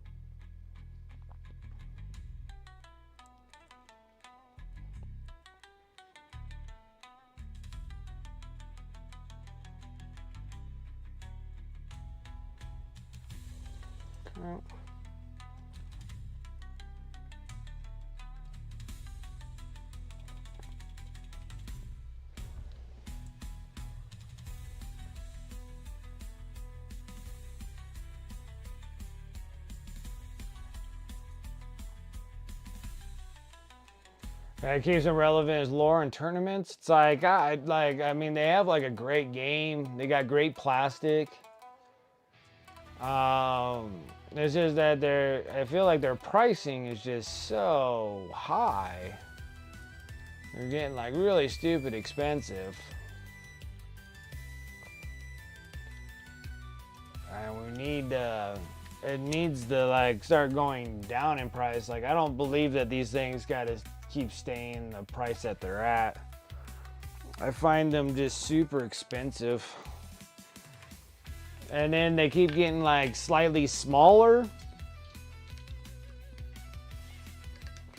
I mean, granted, they like upsized the Terminators, which is great, but then like everything else is like smaller.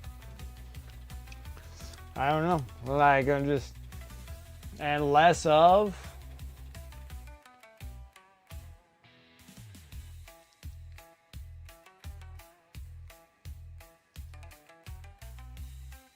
They have no reason to paint. Well, I think they'll paint because of tournaments. There's still a huge clout with, you know, golden demons and what have you. And they're relevant. And they like the big tournament games. They're like big time too. But just like the regular folks like me and you and stuff like that, I just kind of look at it going like, man, the value of these boxes are diminishing a bit.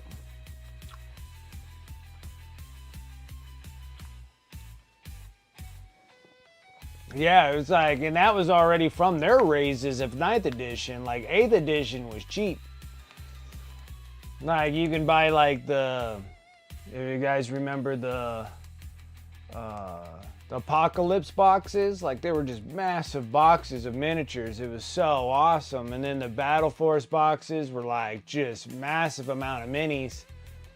And then 8th edition, 9th edition, you had a pretty decent Christmas boxes through the years. And then now just like these Christmas boxes, I'm like, these are like, they've been the worst. There's not that much in them.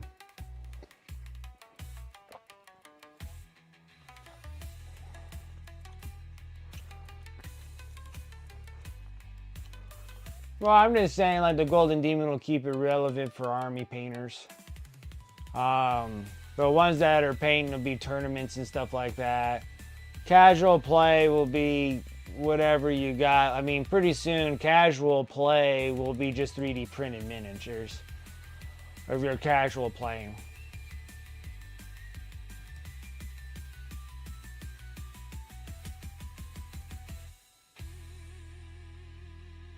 A box of Infiltrators was $45 4 years ago. Ah, almost feels right. Feels like they were like in the $50 range. And now they're 65. Yeah, it's crazy. Yeah, that's why I'm saying like the value of boxes are just so, especially if you've been in it for some time and then you're just like, man, these boxes are getting less of stuff for higher price. But yeah, it sucks. So it'll eventually get to the point where, you know, $250 for a Battle Force box or $300 for a Start Collecting or a new edition box. You know, like once we get into 11th edition, that's probably going to be a $300 box. And I'm like, you could buy a 3D printer for $300, like a really, really nice one. And then for $10 a month, you can pretty much get whatever you want from My Mini Factory or Patreon. And literally print out your own armies for casual play. I mean, you can't do tournament plays, but you know, like how many tournament players do you really have in comparison to your casual players?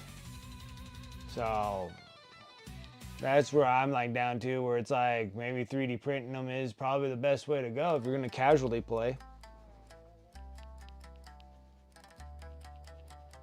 Ugh.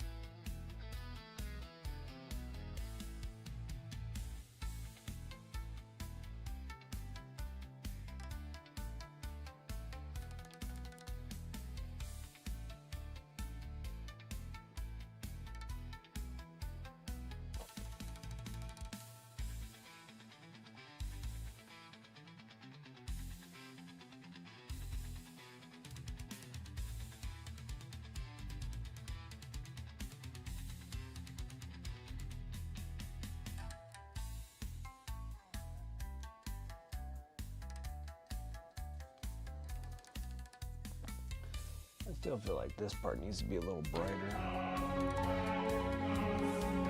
Lurking as Corn wants to. Oh, absolutely. Gotta get the goods.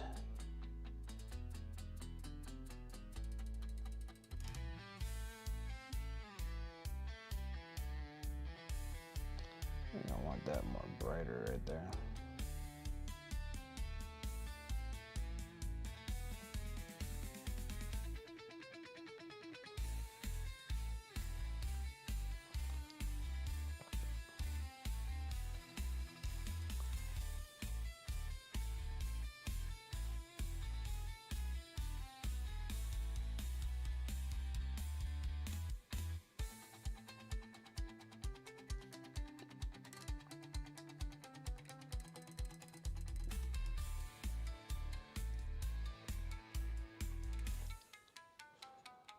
Right now,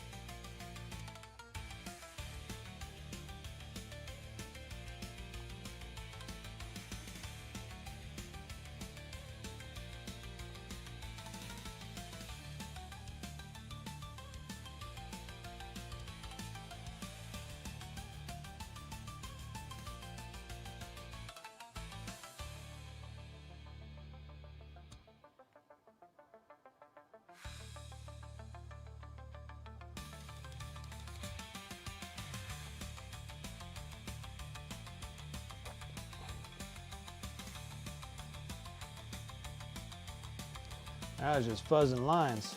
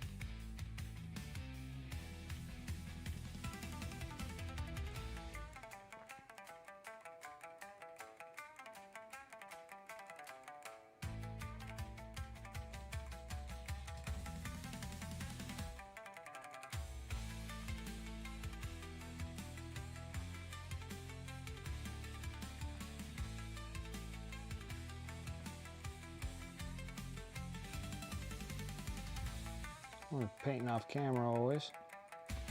What's wrong with me?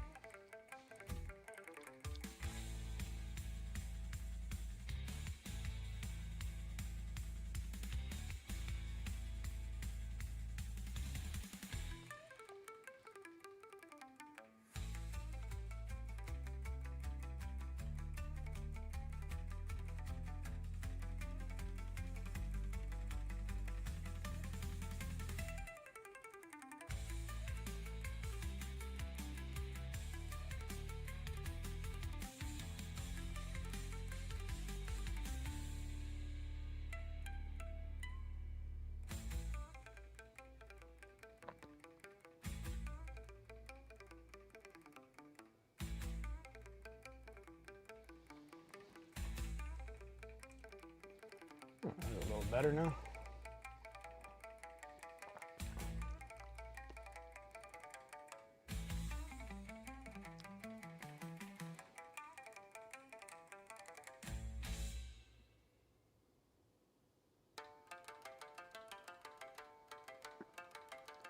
There's this slow transitions here. I got a lot of angles, so I'm trying my best here.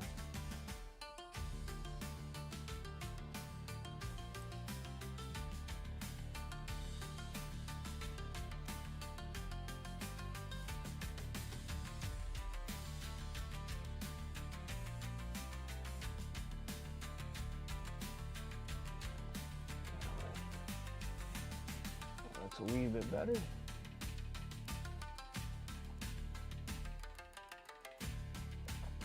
Okay. Now, get a little bit more delicate in our deal here. I'm going to take a little bit of our black that we did for the leathers.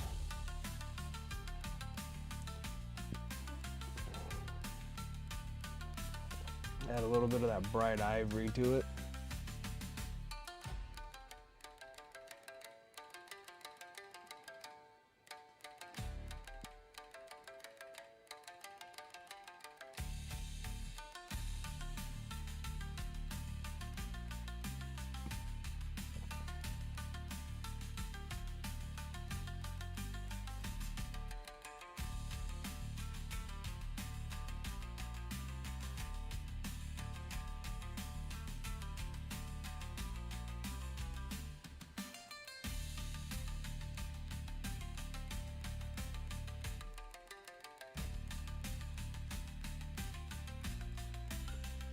I'm off camera again.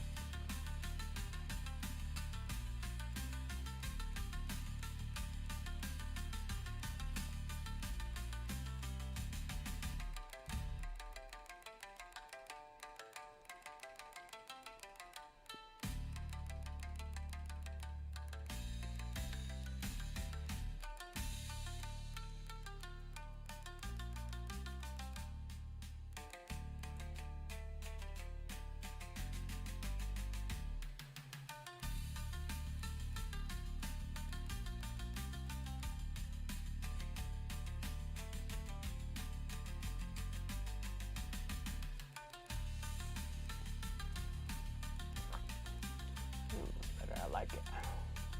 I like it a lot. All right. It was a lot of work for just one leg, but let's keep on keep on keeping on here.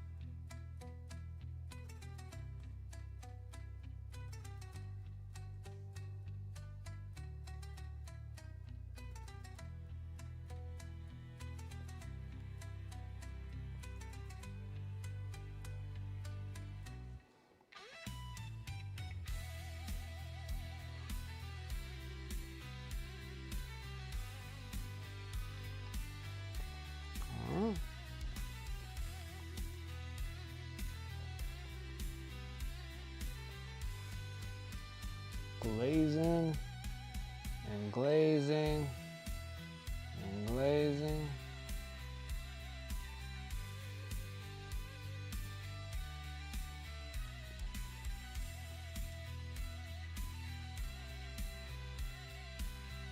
And then when you think that you're done with glazing, you keep on glazing.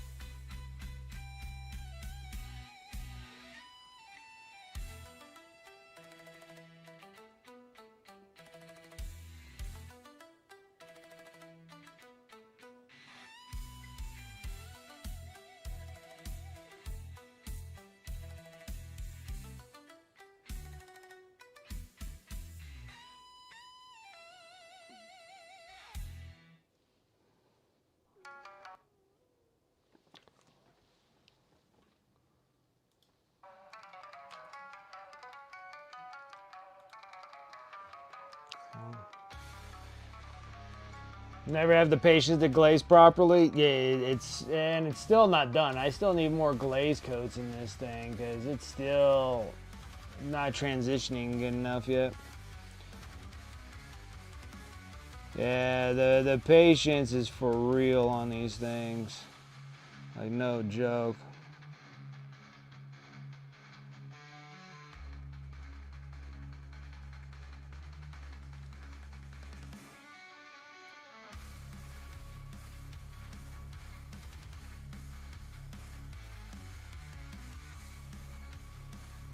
And I feel like I always have to do even more glaze coats when it comes to pro acrylic paints with the glaze wash medium. I feel like I always have to do more and more because even still with the glaze wash in it, it's still so pigmented that it kind of chalks out a little bit on me. From the transition here looks relatively good. Transition from here to here is still like the layers. You can kind of still see them. But then also you got to make sure that you give it enough time for drying.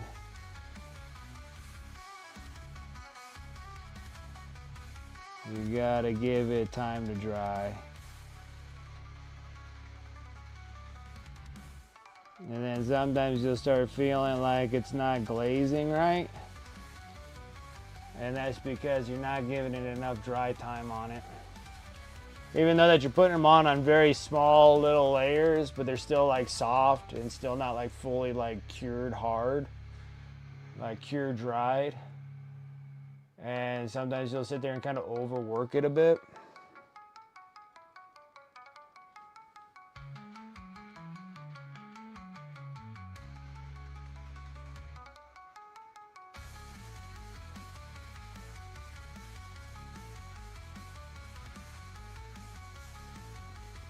And technically, like, the glaze doesn't have to be like a full glaze like over top. You're just trying to fuzz the lines out in between this.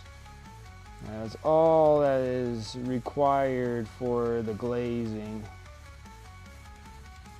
And since I'm painting on such a small miniature, you're literally just stipulating these little areas just to try to fuzz up the lines. You know, you're not painting anything really large where you can actually like take big sections and kind of move the pigmentation and the medium across the line with like nice good full strokes across the whole dealio. You're literally doing it in like a microscopic area here, but you can still see it.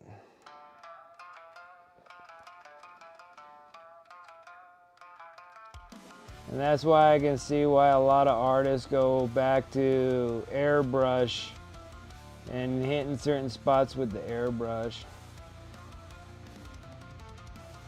Because airbrush glaze is way easier than an actual brush. You can get a good transition, I guess I should say. A better transition with an airbrush. Because it puts it at a finer and steady, like finer and more even across the miniature. But it's hard to spray in something that's so tiny as well.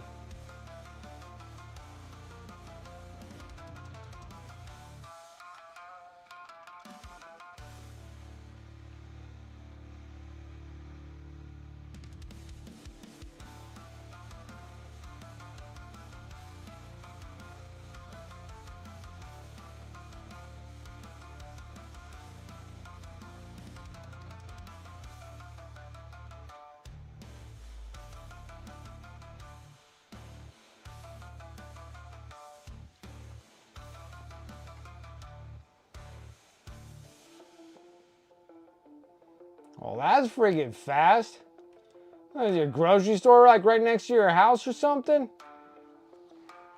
Yeah, this is like a friggin' stoplight away. Just pow, grab some stuff, get back. I think it looks good. Like, I think we got the lighting and everything proper on that. And then this thing here is a shade less because you're not getting that full brightness like you do on this side. I mean, you still have a bright spot, but you still want to make sure that it's not as bright as this part here. Yeah, it's been a long time since I did purple armor too, so you gotta give me a little bit of slack, because normally we're always doing silver and gold and all that stuff. Like, I'm literally just coming up with a recipe as we're going. I don't have a recipe for purple, so this is what we're doing. It's dark purple, royal purple, and bright pale yellow. That's what we're using on these. And we're just gonna make it work. And then I'm working on this part of the knee, but you see how like the knee is kicked back here, so you can't give it the same brightness as this or this, to be honest, but you still got to make sure that it has a purple hue to it, so we're just going in between colors. So normally on this I have my 3 mains, which that's what we did the 3 mains with, right, is these. Actually, the top part here, I lied. This is 4 mains. We have this bright highlight that I mixed with the bright pale yellow, and that's what's giving me my super bright area here around the edge. All right, is that one. And then I'm kind of fuzzing them down to these 3. The back side here are these three. And then these are what they're mixed up with the glaze wash, so they're very medium base, so I can get a transparency going here. Right? It's the same as these three, but just with the glaze wash medium we put in for those three. And then that's what that backside, the backside piece of this part is with those, with these three. And then the brighter one is just because we added this one for the very bright edge highlights we put on there. All right? And then now we're going to be doing the backside of this leg. So technically it's just going to be, that's going to be your brightest. And then that's going to be, of course, your darkest, right? So they're only going to be working with just these two, with these two, and glazing them until they're smoothing out. No highlights of this part here. Like, you're not going to be using that paint. You're just going to be using these two in the very back. And then when we start getting up to the brighter, we're going to be using all three plus the four. And then on the back side of the panel here, you're going to be just using these three colors. It's just kind of a little bit of bouncing back and forth until we get it.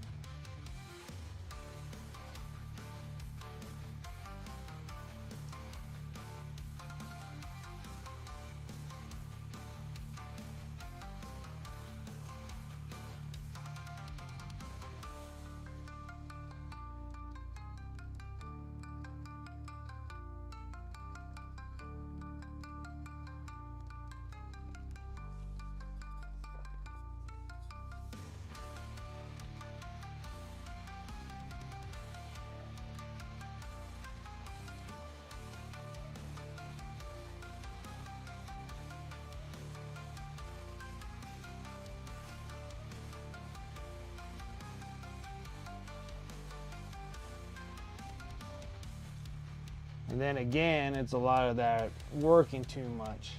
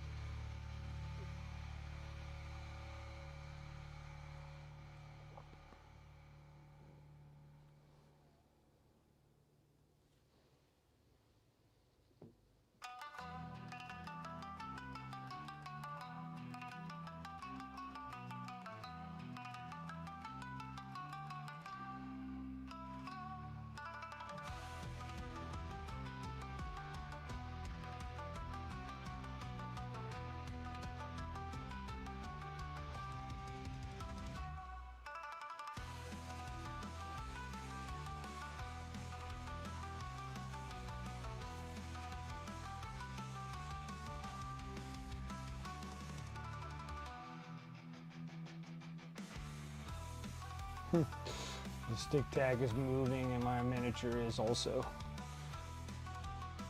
Yeah, because I didn't glue it onto this piece here because I wanted to actually kind of clip her off.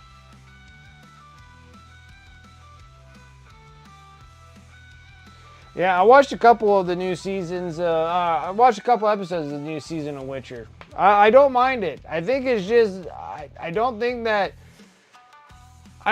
Geralt of Rivia is that difficult of a character to like portray, because most of the time he doesn't talk that much. He just kind of grunts all the time. So I'm like, I don't think Liam Hemsworth. Actually, it feels like Liam Hemsworth is like larger too. He's a pretty big cat in that freaking season there. He's pretty big. Like, it almost feels like he's either the same size, if not bigger, than what Henry Cavill was playing that part.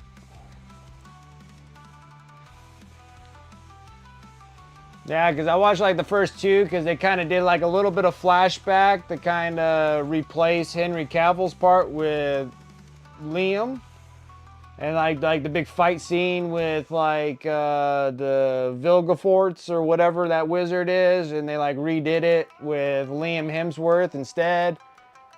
And you know, and his voice is not too far off. I mean, I think, you know, I think he's doing pretty good. And there's a lot of action, like a lot of fighting.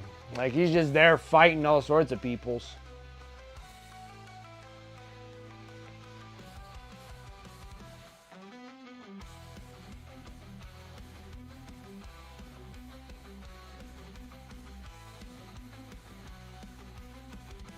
Well, yeah, and then the new season, they're finally going back into like what the books are about, and so I like how they're doing that.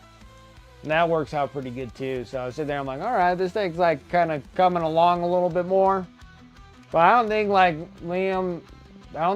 doing a half bad job, I gotta say, for actually getting just absolutely slaughtered on social media about him being Witcher and the whole season's gonna go to trash and all this other stuff. And I'm like, and I was worried myself because I sit there because there's nothing that Liam Hemsworth ever played in that was like worth anything.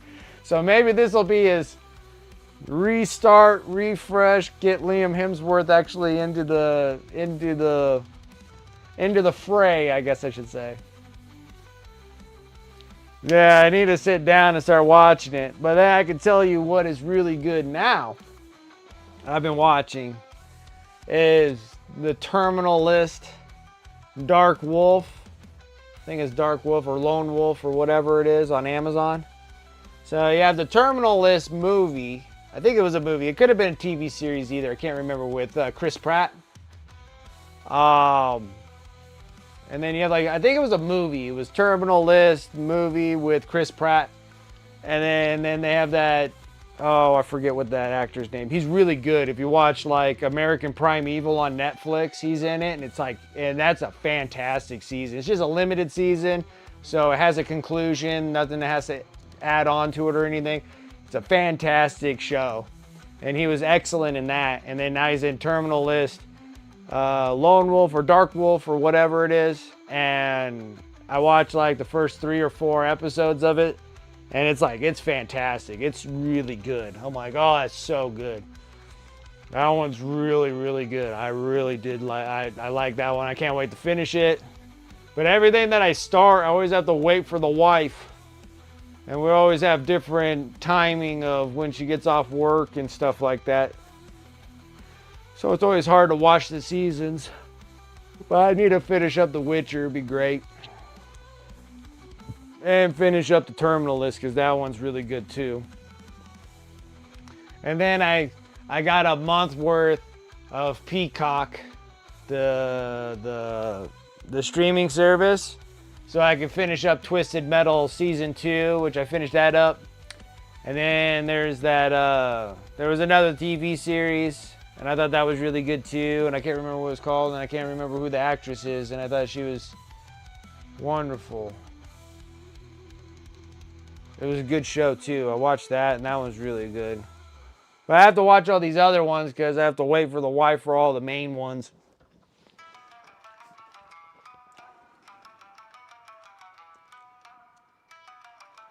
And then she does like this like BS psychology on me all the time, where she's just like, oh, you know, you can watch it. I can watch it afterwards. And I'm like, okay. So then I start watching it, and then she comes home for like lunch or whatever, and she's like, what do you mean you're watching it? I'm just like, I could never win. So whenever you want to watch it, we'll watch it.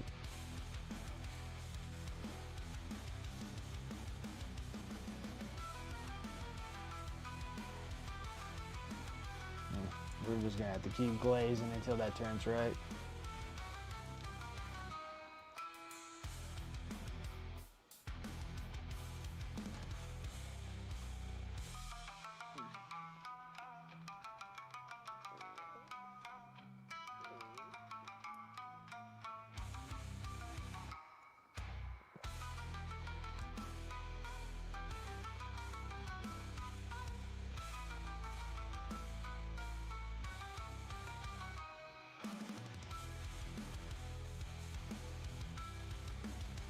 That is a very tight spot back there, I have to say.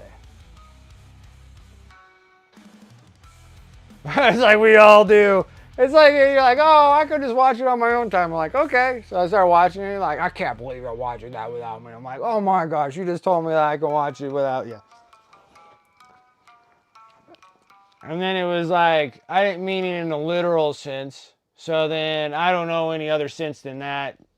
I guess all women are tied into the warp.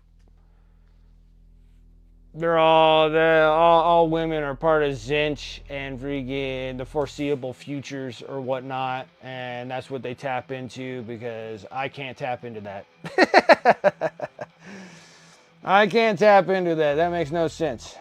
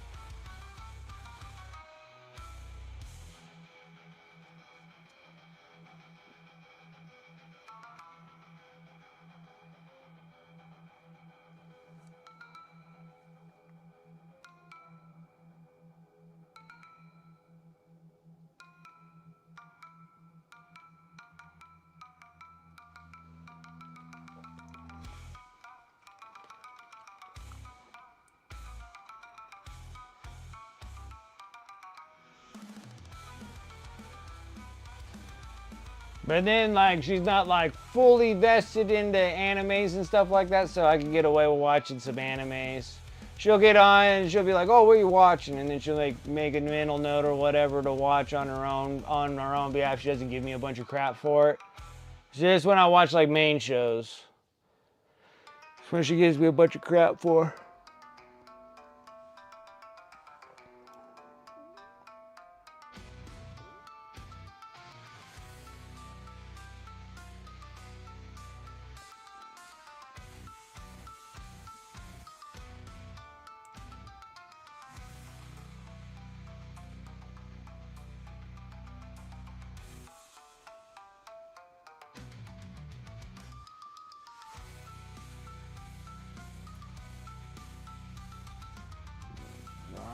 Coming around, it's looking somewhat proper.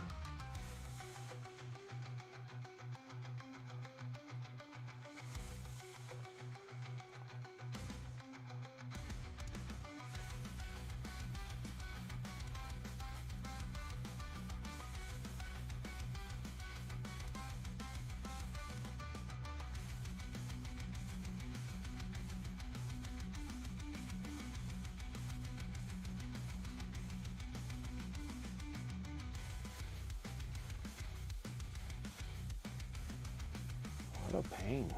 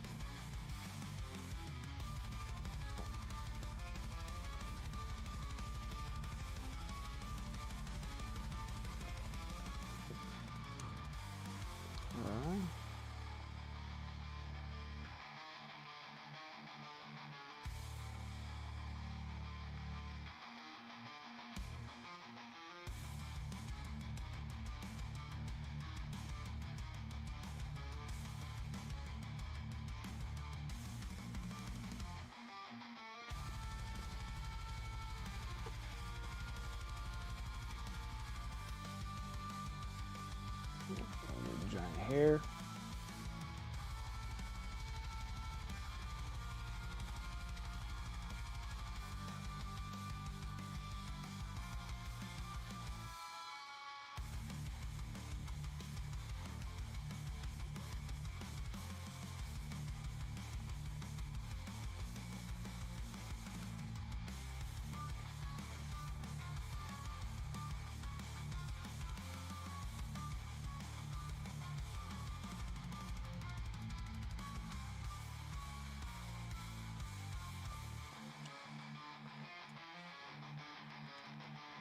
Okay, like that. And the back here, I think I gave enough time to hopefully maybe dry.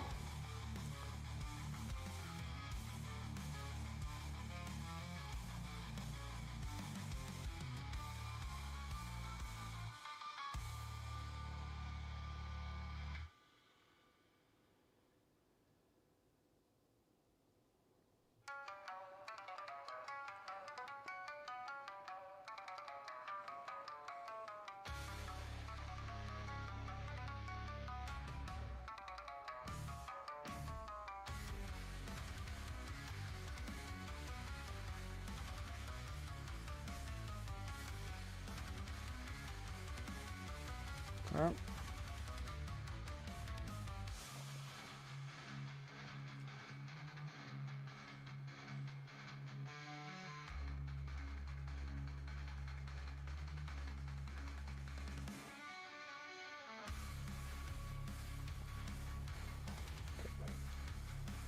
Now we got to kind of somewhat fuzz this over.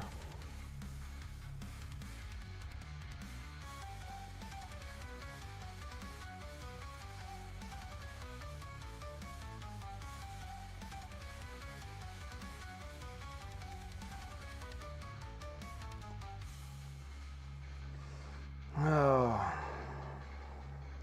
the issues, I tell you.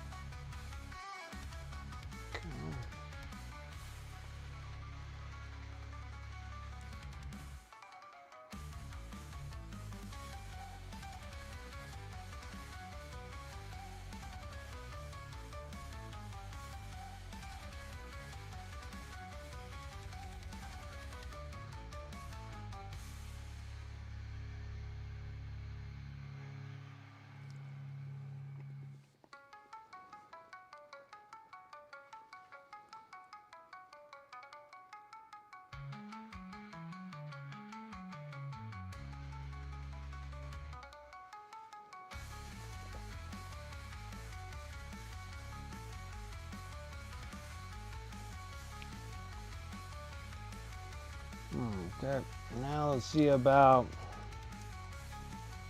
etching all the rest of this wonderful stuff here. I'm gonna go back in my dark.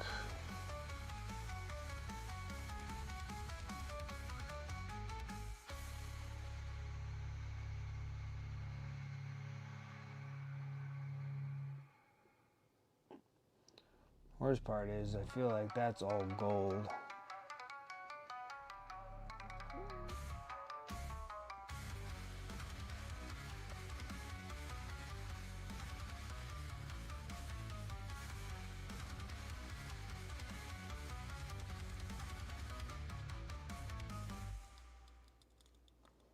And the rest of it's like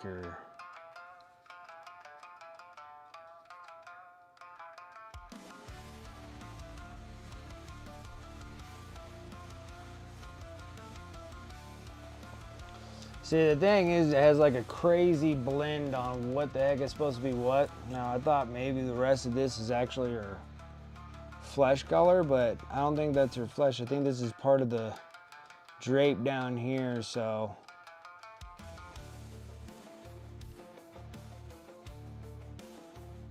All right, so we were planning on making that something.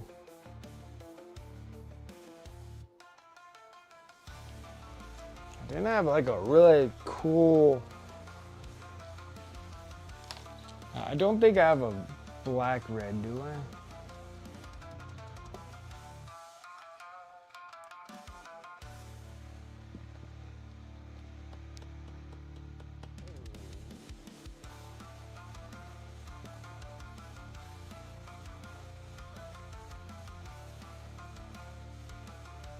It's like red oxide would be really cool to use.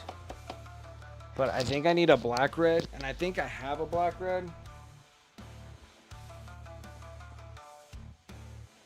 Somewhere.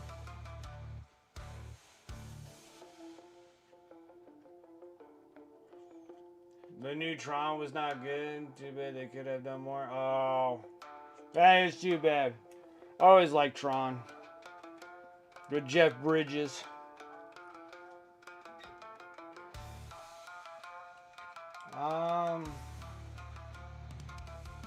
Let me go grab my other. Yeah, let me go do that.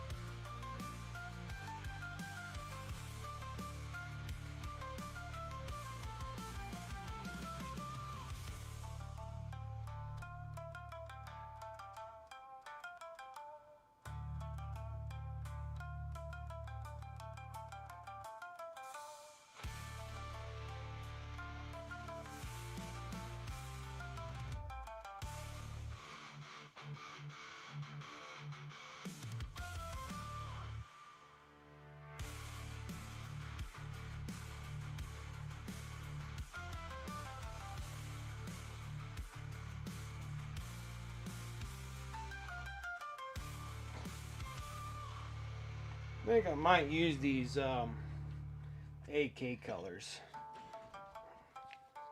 So I think we're going to use the burnt red, wine red, and the vermilion.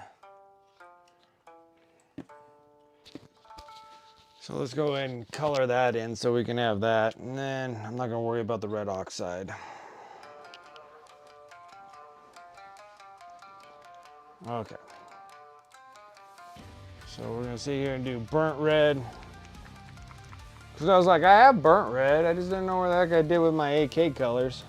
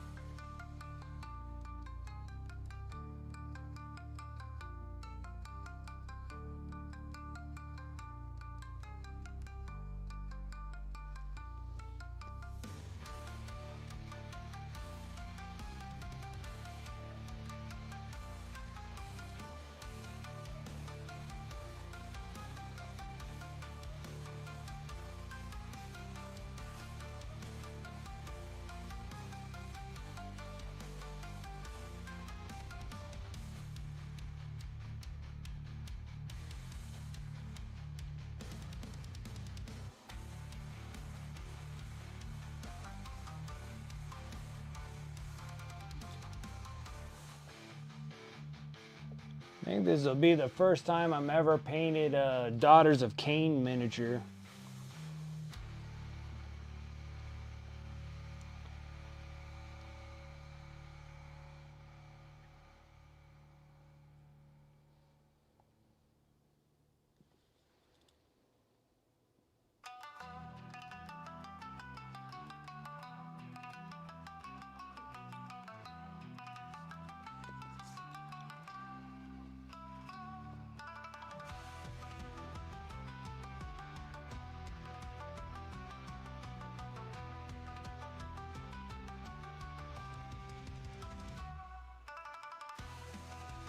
Why is that tight? Ooh.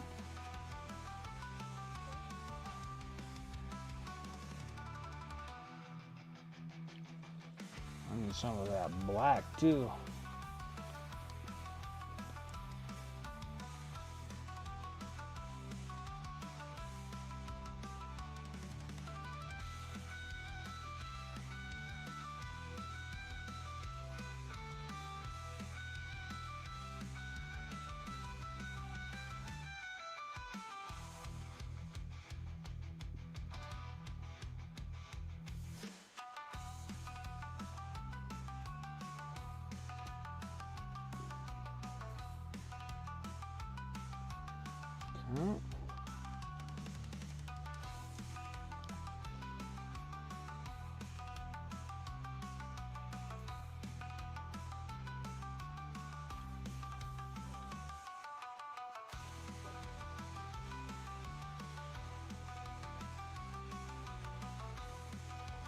I'm not making a mess out of everything else.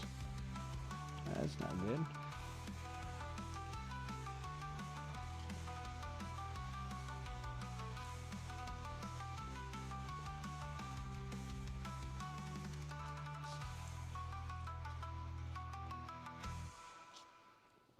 I'm still making a mess out of it.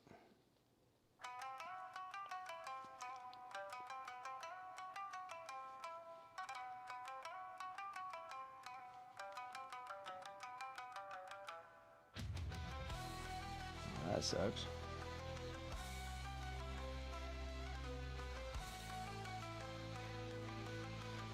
Get this red to lay off. Come on, lay off of there.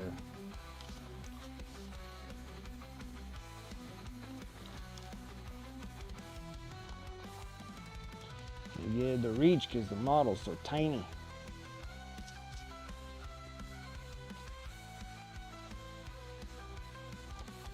Won't fit.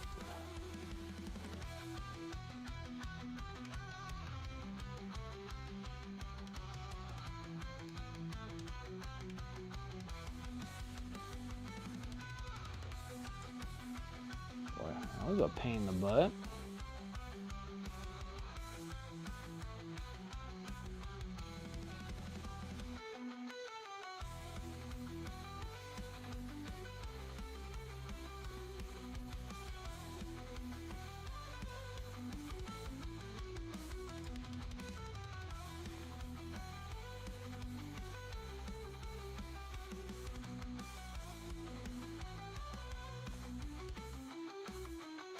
And I gotta kind of start from square on that. Start from square one on that one. I just like washed off all the glaze I just did on that one. That sucks. Blasted red.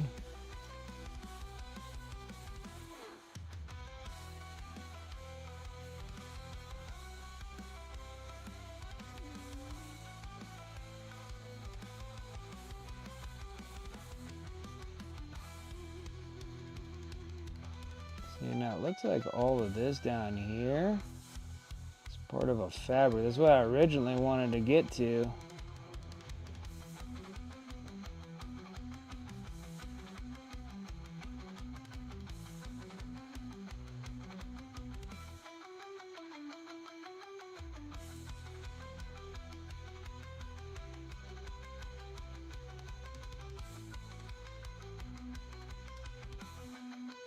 The sculpt on this is not very defined in the back here.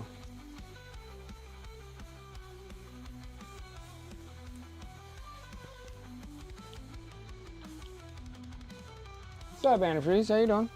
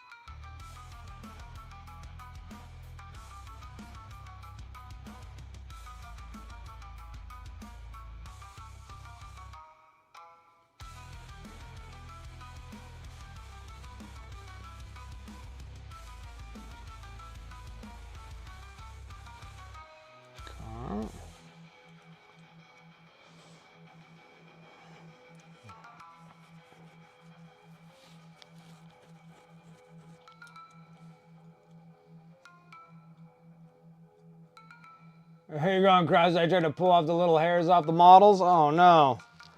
You got a little bit of hair, doggy hairs? Looking for Sopper, alright, Dragoon.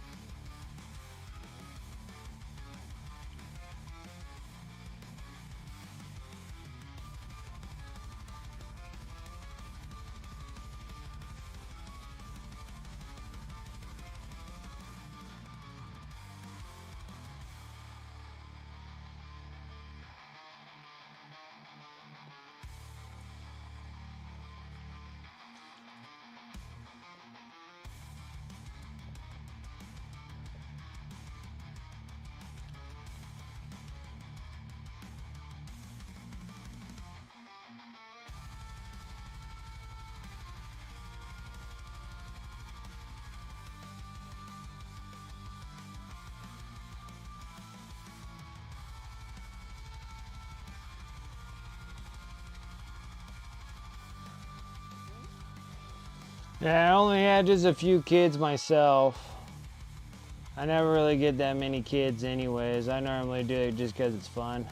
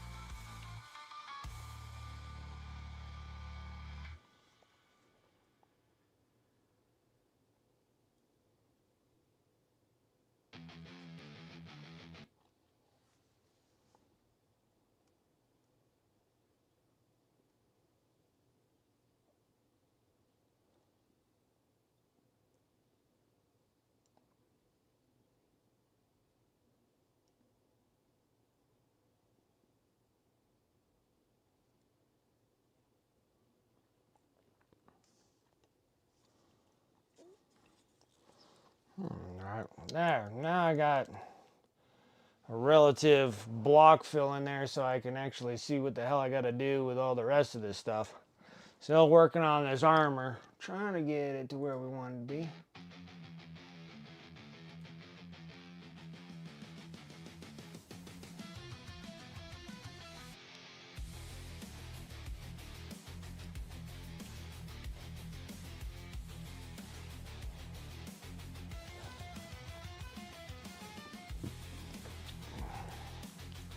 And the thing is like I got a bunch of like scary animatronics that are in the front of the house on Halloween. I always try to get like a new thing every Halloween. Bad part about that is like in my neighborhood I have like a bunch of little itty bitty kids, like probably 5 and under. And a lot of them won't come to the door because it's too scary for them.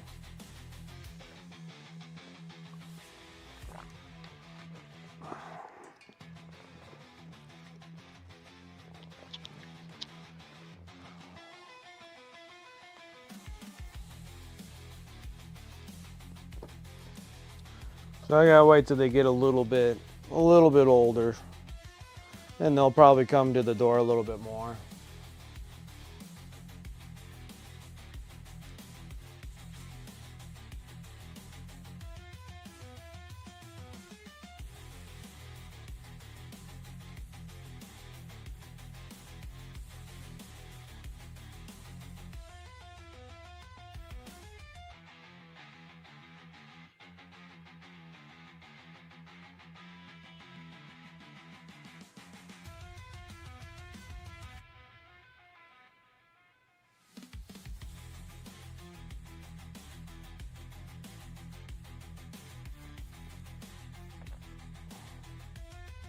It's actually not a bad price for. Ooh.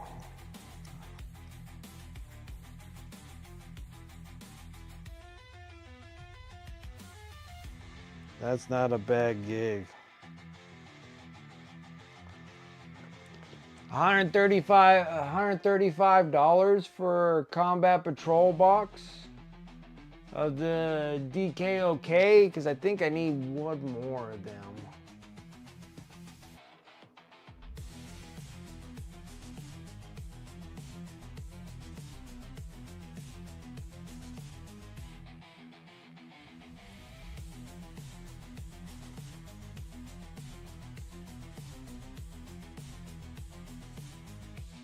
It's for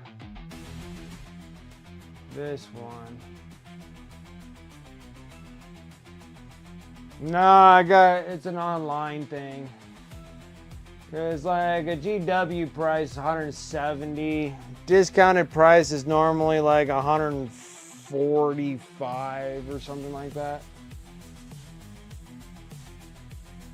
Let's see here.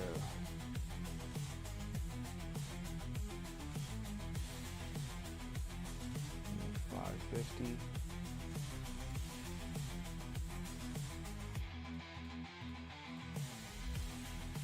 Yeah, they're like 144 bucks with a 15% discount.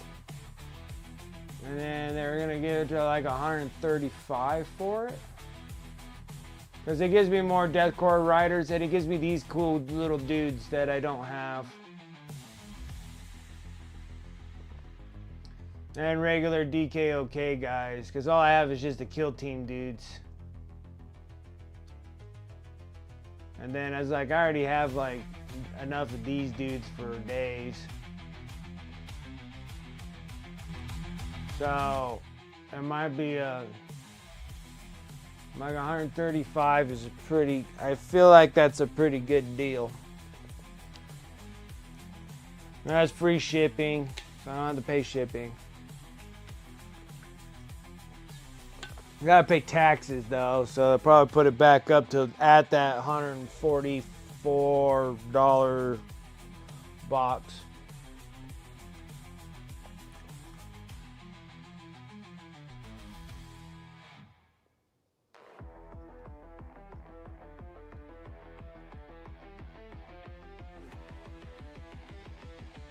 It's gonna be really nice if I can get these to glaze.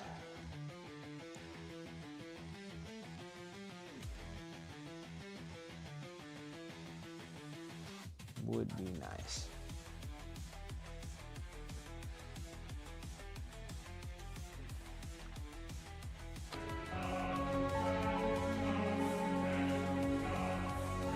Yeah, you too, Darth Rosie. Thanks for coming and hanging out.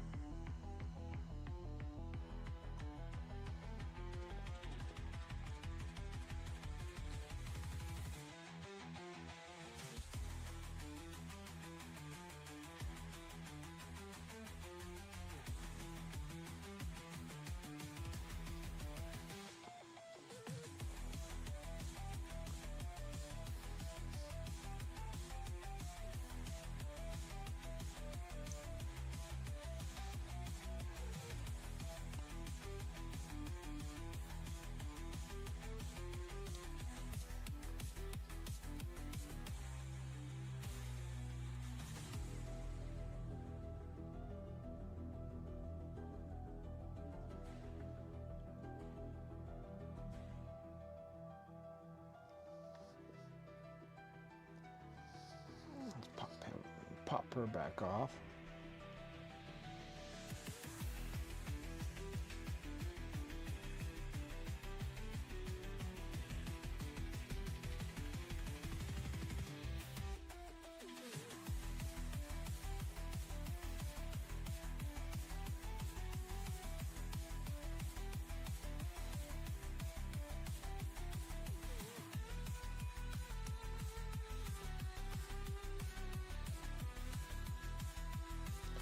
Now let's try to get all my glazes that don't go to waste here.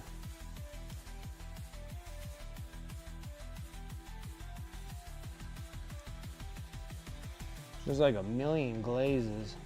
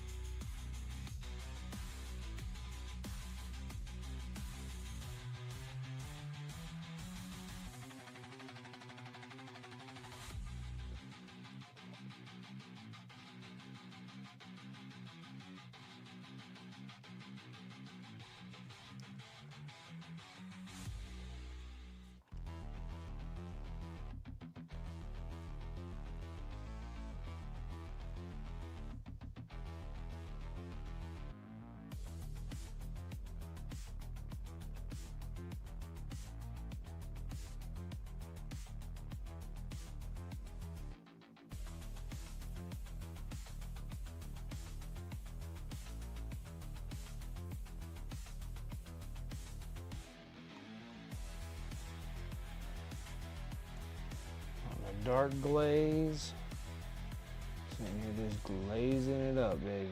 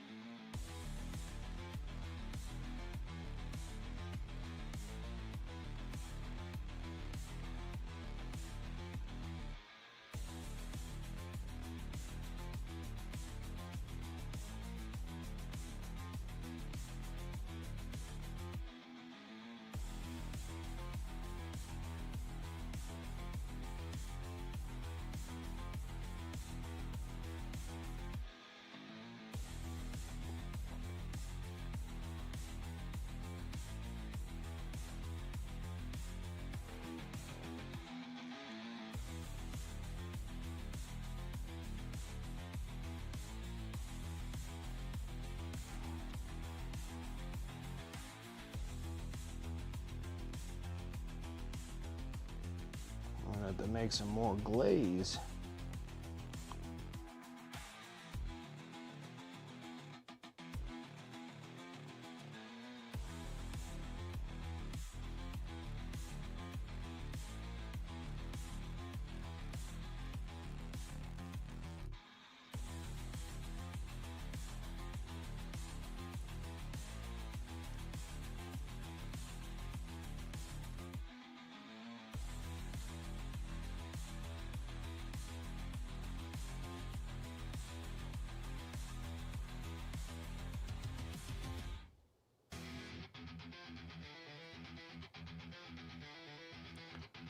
Dark glaze.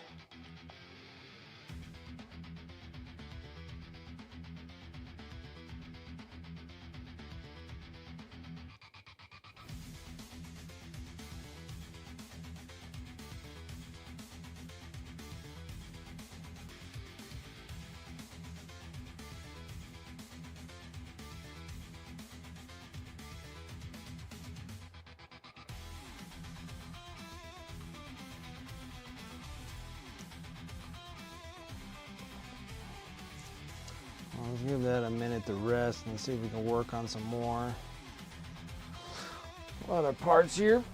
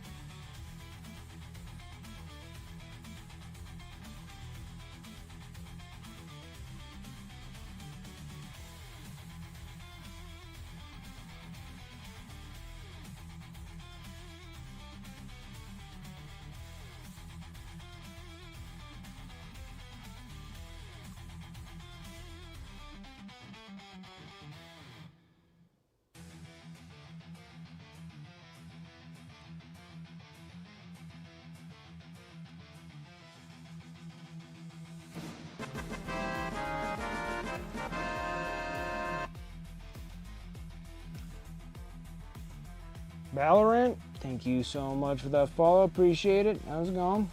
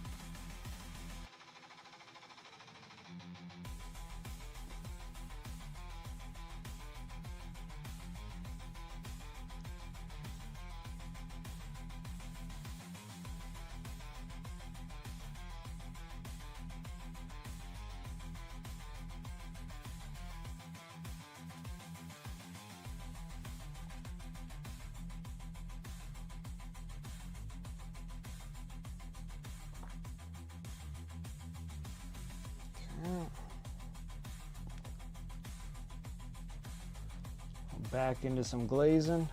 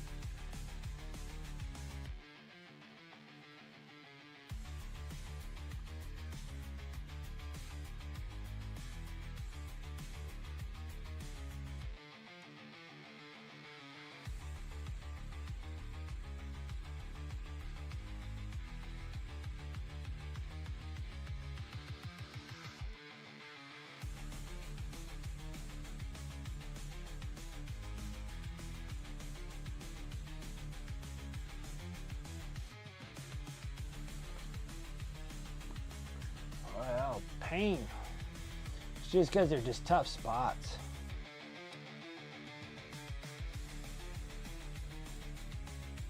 Just an extreme tough spot. Alright, now let's start making something happen up here, huh?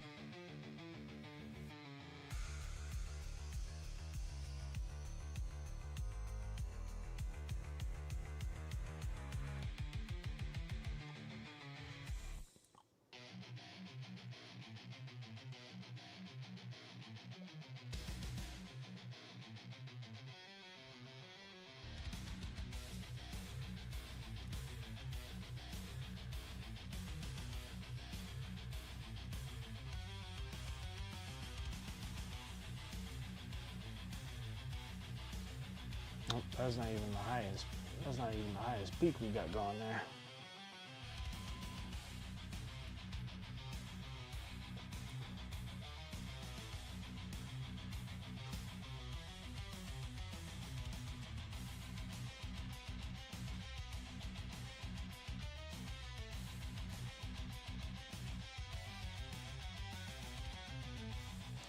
Something of that sort.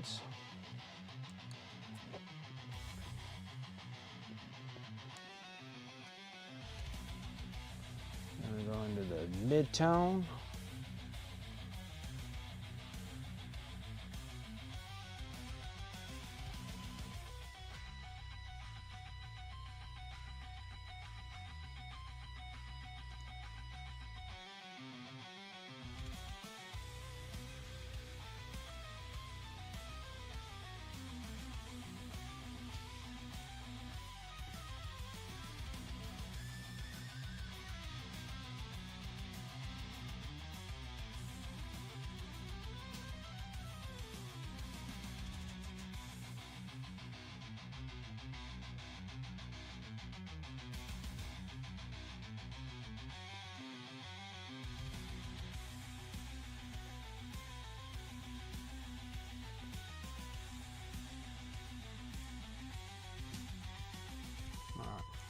Now let's break some contrast up here because they have a little bit of a rim, like trim.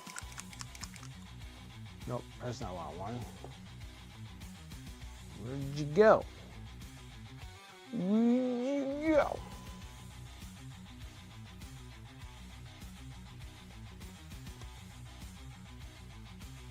There you go.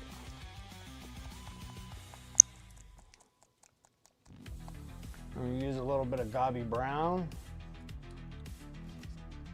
You're almost done with the ghost? That's awesome, dude. That is really awesome.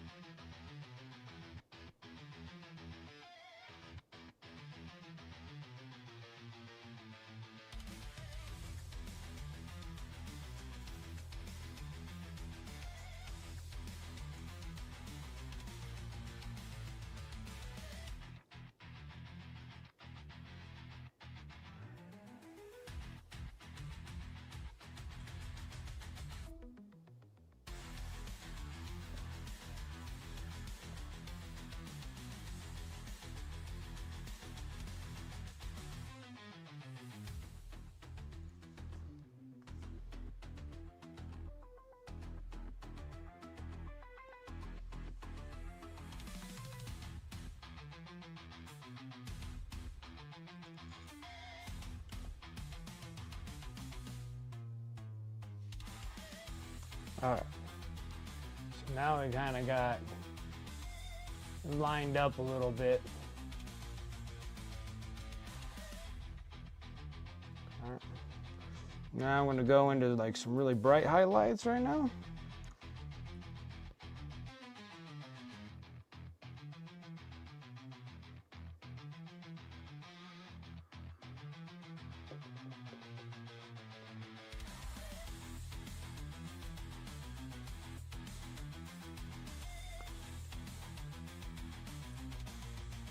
I might take up a little bit more.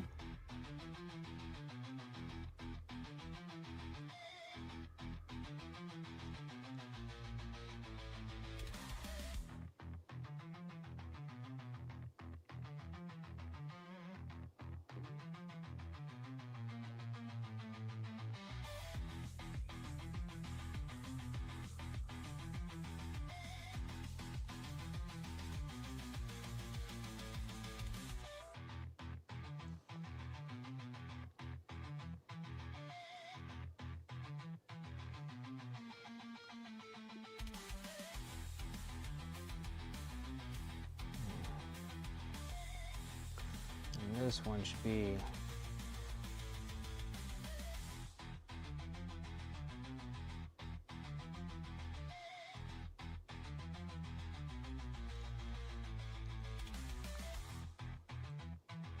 I don't like that. We need to go this way.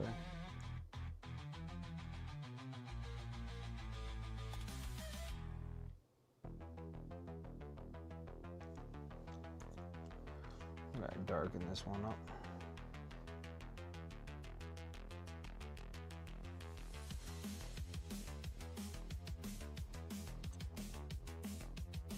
That looks better.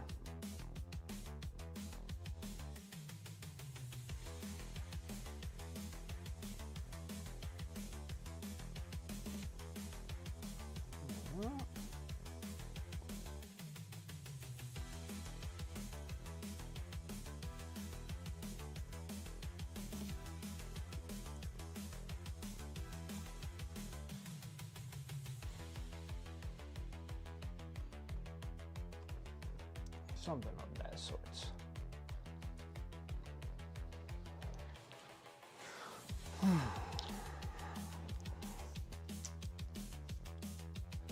All this crazy edging. Ow. Just trying to get it peeked out here.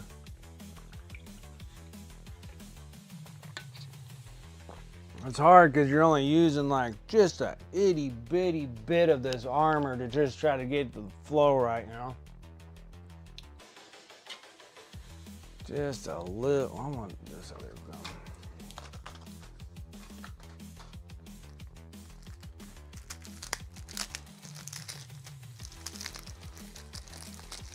Then I get those freaking brass sheets, and then we're gonna do a cool looking little base on this thing too. She'll be on a much larger base scale though.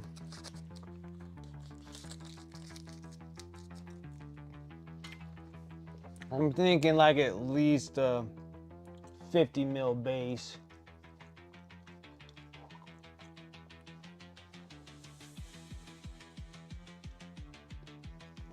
All right, we need to mix some more of our glaze wash.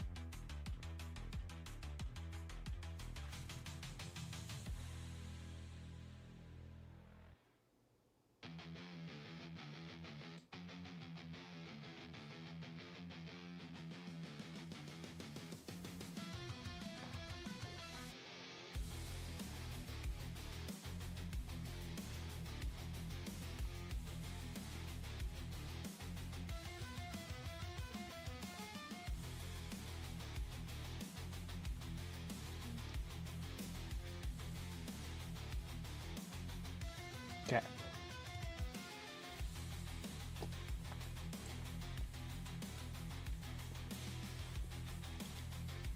Now I'm going to sit here and just play with glazes until we get it to sit right.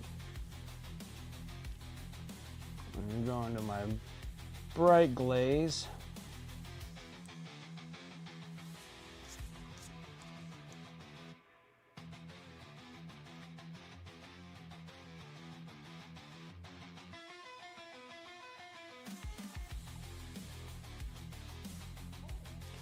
Worst part is that we just got these little tiny places to hit.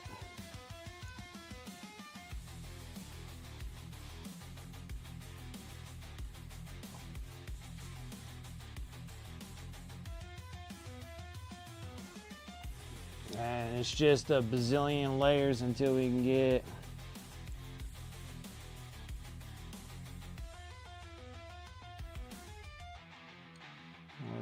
what we're after.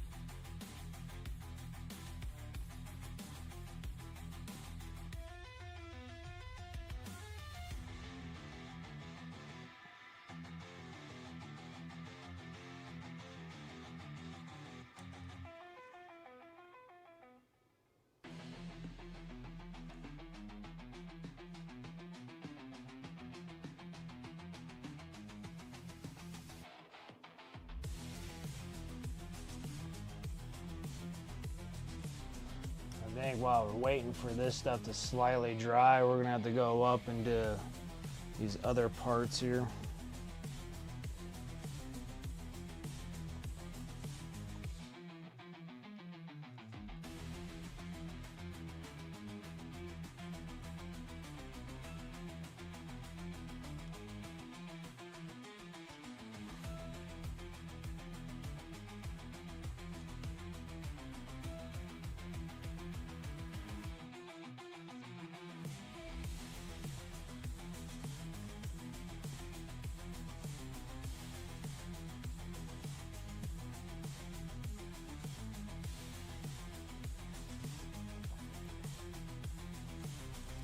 Again, same thing with this, or ultra highlight, or edge highlight.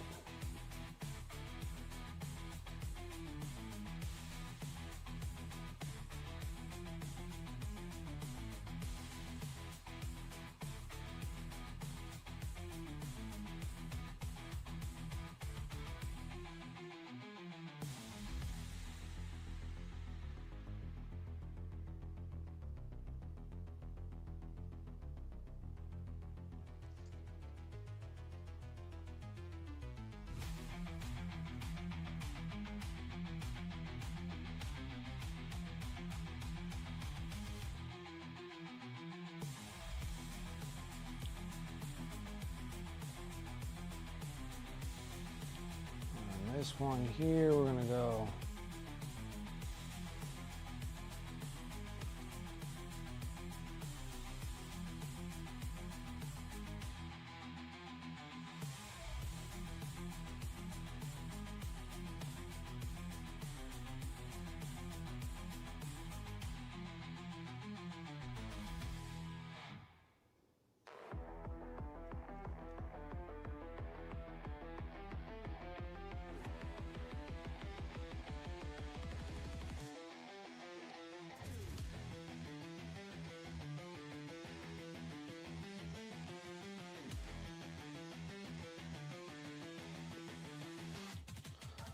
on that ultra highlight.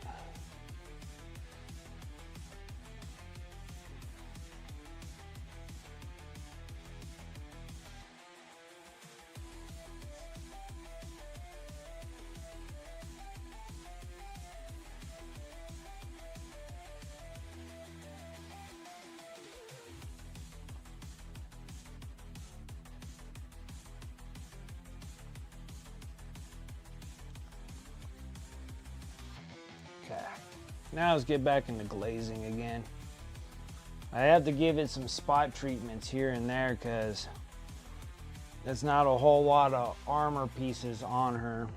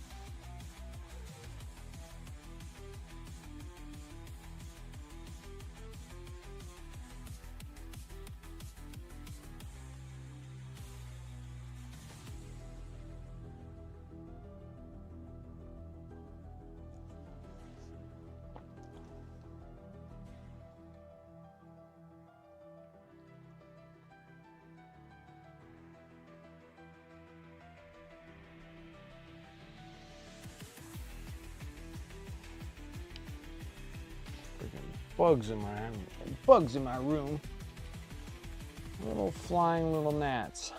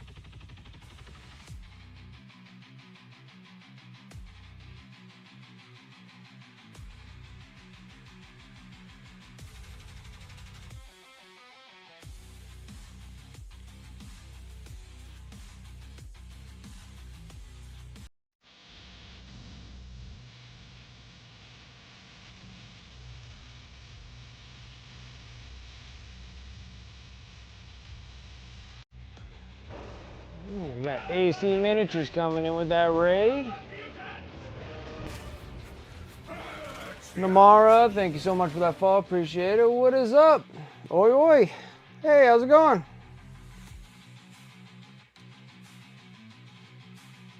And AC Miniatures, thank you so much for that raid. I appreciate it. How's it going?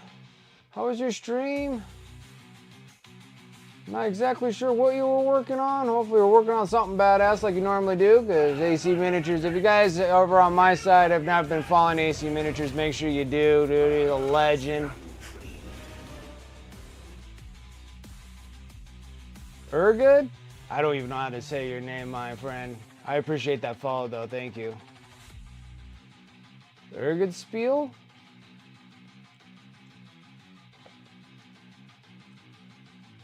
As you can tell, I'm working on this freaking lady. You know, the Daughters of Cain. This is the Maleneth Witchblade.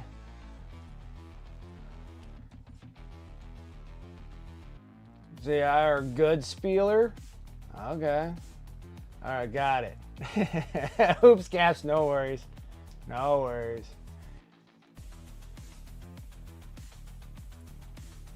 So yeah, I was there working on this Daughters of Cain miniature. We're sitting there trying to do the non-metallic metals on the armor panels, but she has such little tiny little panels on her. It makes it really hard to try to push that out. It's like I'm sitting here just barely touching it, letting it dry, barely touching it again, letting it dry. Liking the purple? Yeah, I'm digging it too. I'm actually liking it quite a bit.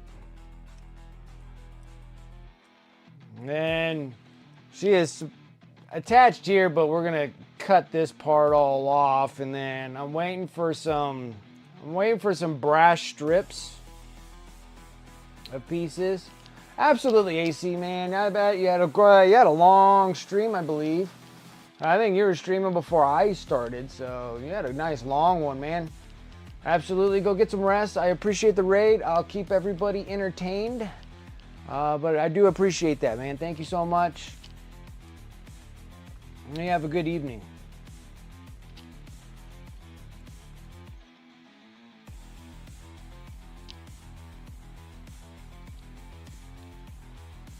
So yeah, so I was ordering up some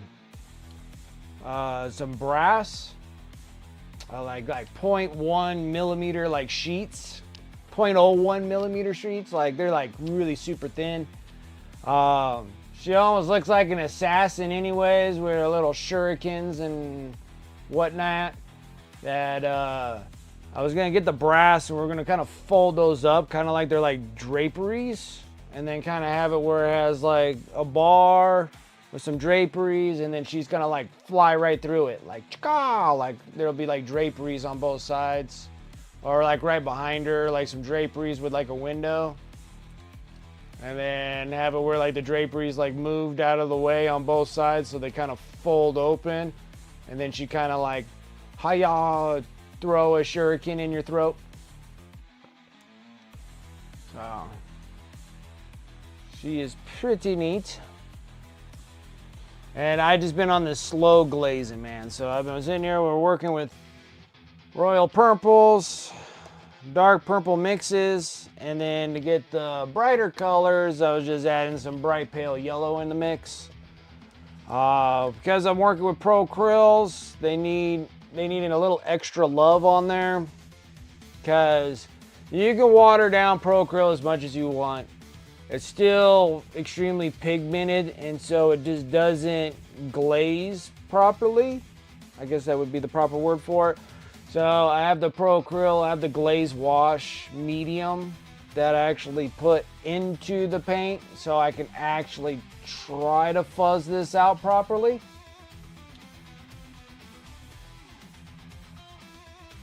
And so I've been just working on this all the time, and then she's such a tiny miniature that I'm like literally just touching certain little spots and waiting for it to dry.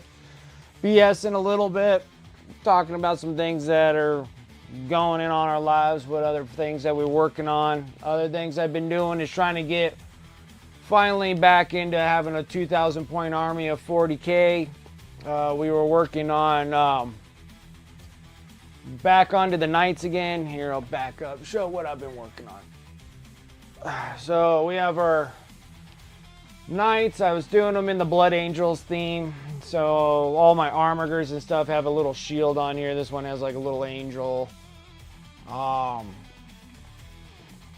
then this one here, they were like everything that was like the insignias that were on the old banners of Blood Angels. We were putting them on armigers.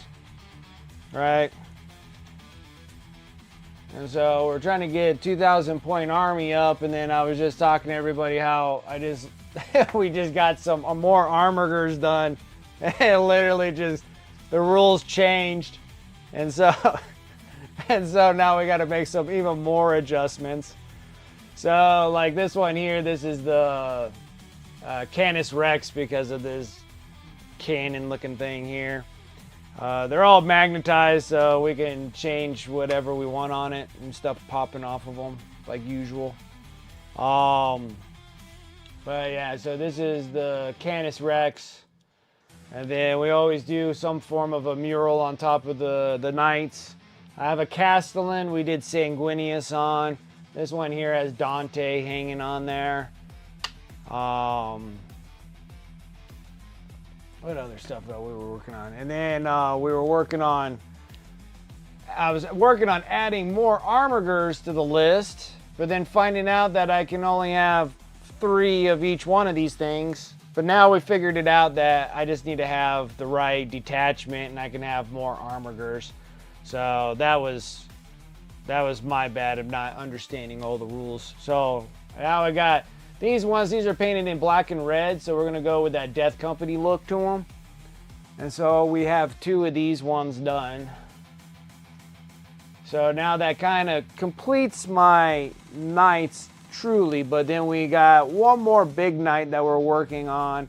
And after I'm done with her, you know, we'll work on getting this part all done. We're getting it all sketched up to have Ashtrath as our mural on this one, which is proven to be a slight difficulty because Ashtrath is such a cool armor that he has, but still kind of hard to display that back on here. So might take some tries back and forth on the freehand stuff on the canvas piece. So that's what we were working on.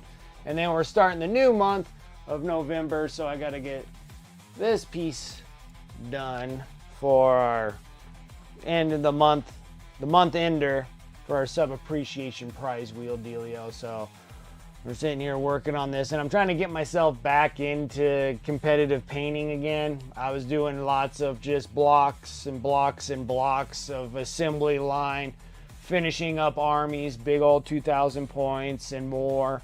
When I'm off camera, on my days off that I don't stream, I am working on Necrons right at the moment. Just painting big batches of them. I got like 70 Necron warriors, like huge batches that I've been painting.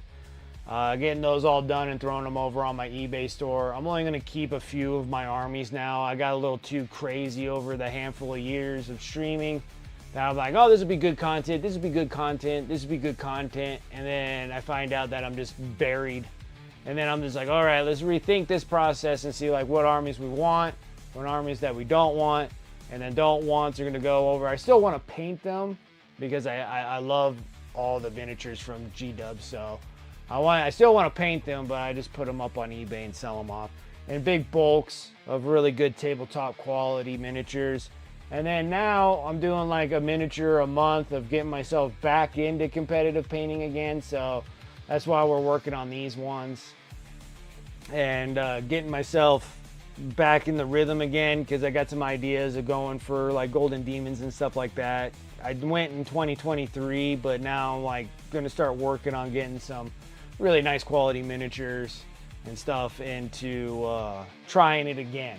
All right, so I feel like I just need to get myself back in the flow of non-metallic metals again, get myself back in flow, putting them in a scenario and have like a good base for them. And so that's why I've been working on all fronts, as well as trying to get a really good paint job going, as to get a really good base going as well. But like I said, like this miniature is so tiny. So tiny that the glazes take a little bit longer because I only have such a small area to work with.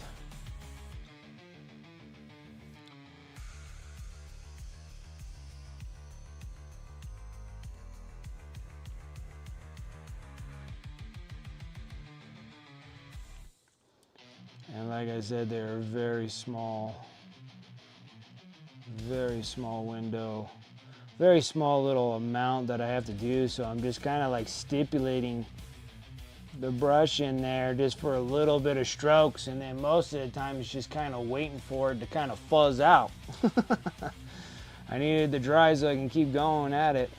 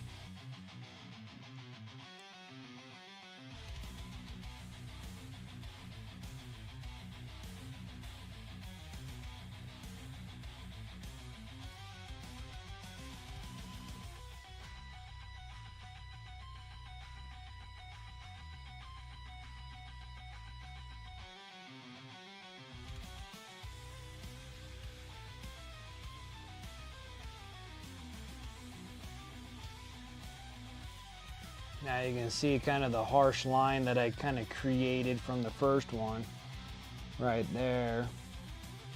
I'm just trying to fuzz these out.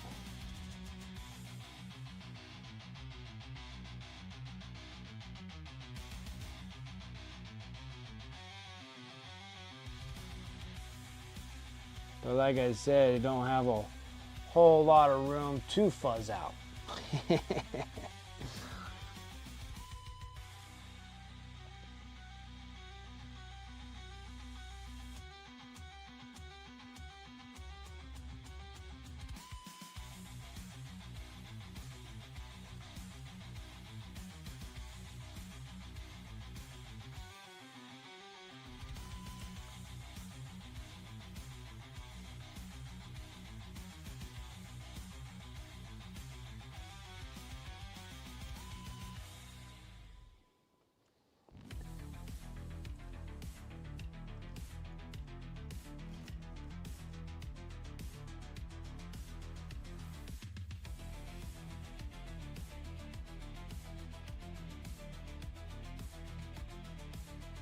Something about this one too.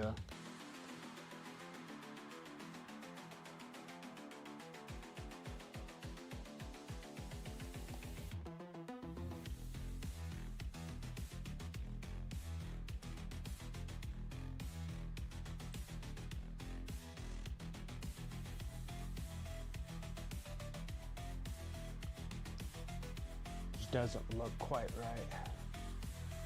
Gotta do a little bit more fuzzing.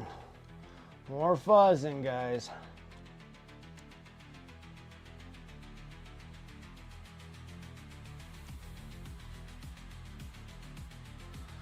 And then we were like talking in the stream too of other ones still hanging out here. I was sitting there, I was like, I'd never thought in my life I'd sit there and kickstart another paint line, but I think I'm gonna kickstart. I pledged for the Cult of Paints painting paint line.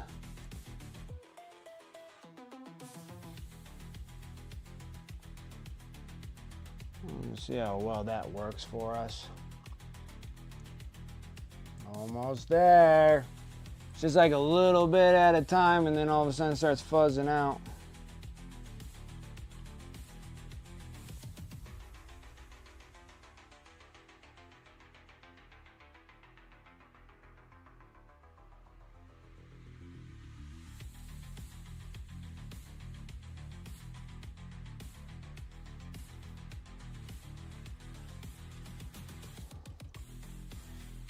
It's almost there.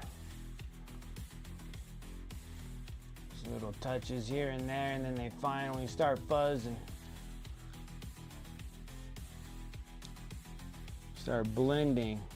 Trying to get good transitions.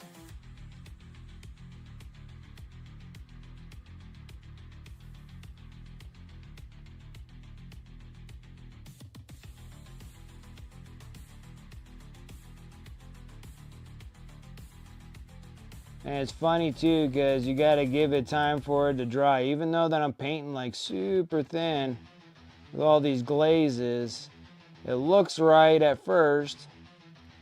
Then, after it dries, you can still see the harsh line in it, so back at it again. Just to try to fuzz it out of there. And you'll go through this thing over and over again.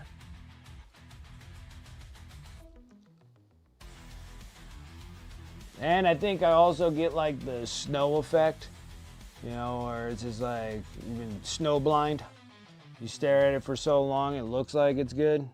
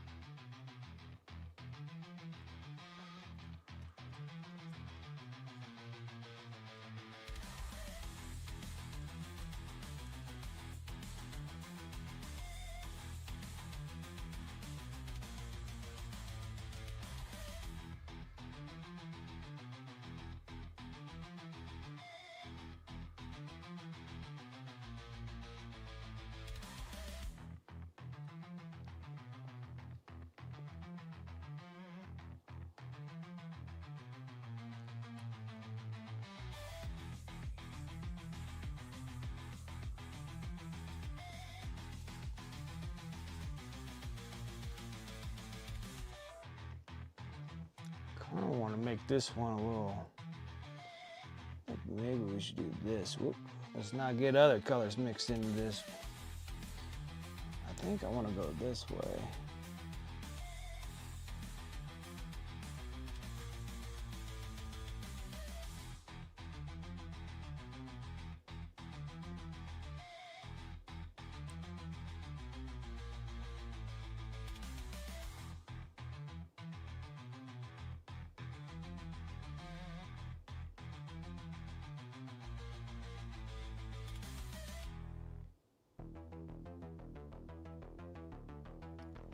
That.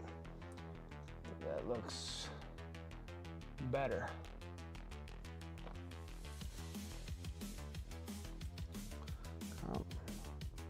Now back into the fuzzing actions. Transitions, baby, transitions.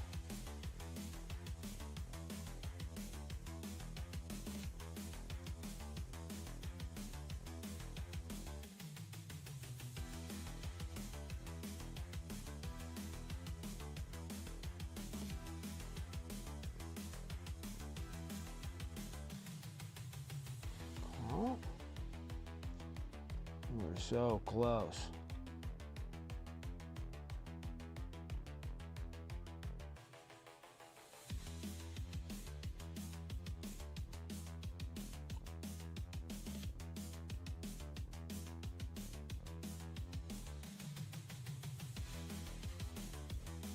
I think I keep screwing that up because it looks like it's purple, but it's not.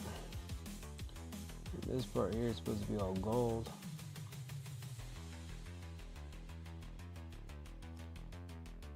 Yeah, that looks a little bit better. Okay, back into it again. We're gonna go into the dark glaze here. Maybe I can fuzz something out here.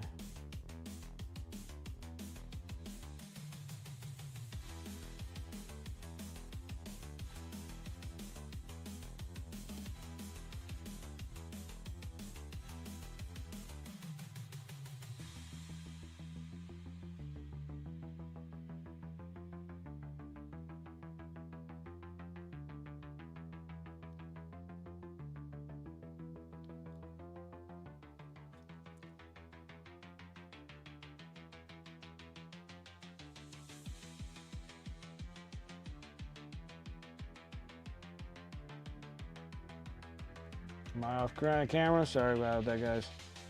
Do it every time. I have it like super zoomed. I'll make sure that I don't move off too much. I'm sorry.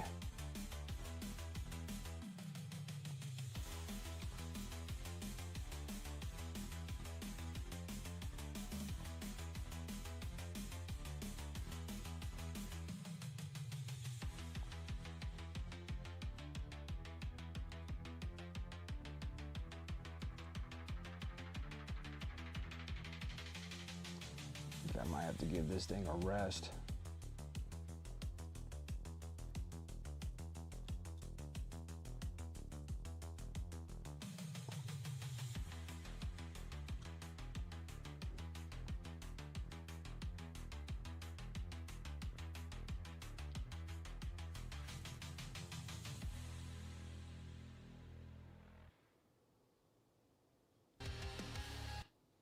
Come on.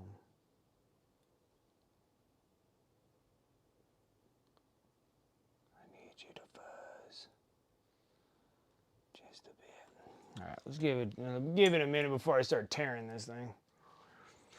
We're almost there on that one too. It's just taking me 100 years.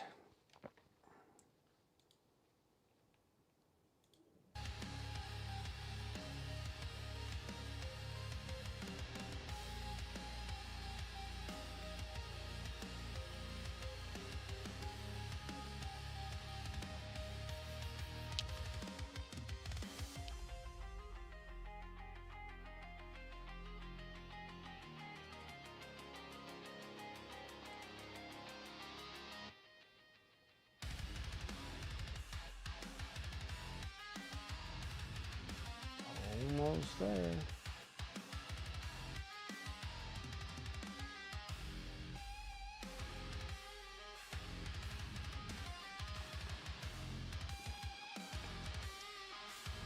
get the perps all done before my stream's up, I think we'll be doing pretty well.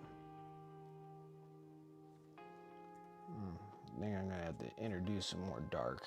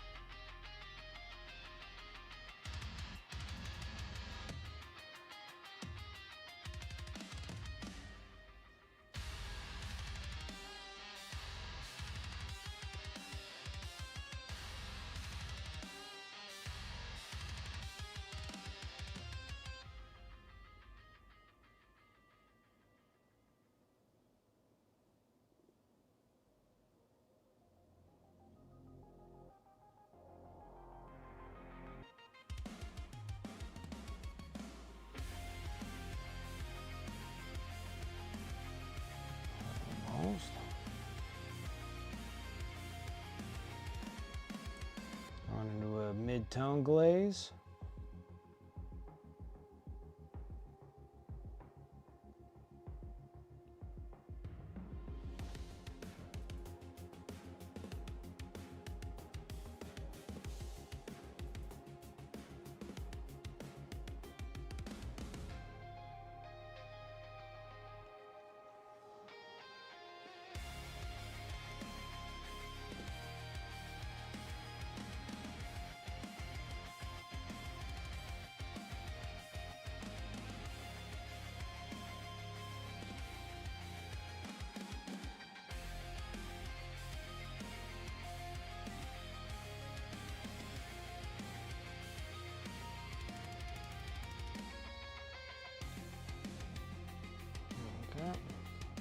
Now we gotta bring in that brightness, so I'm gonna go up into my ultra highlight.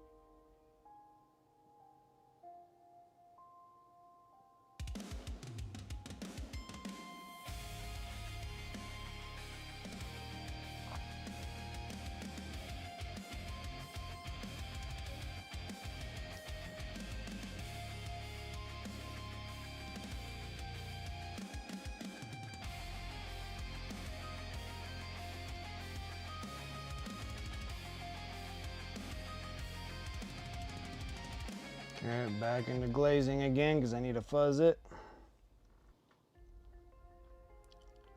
Get that transition to blend with the other.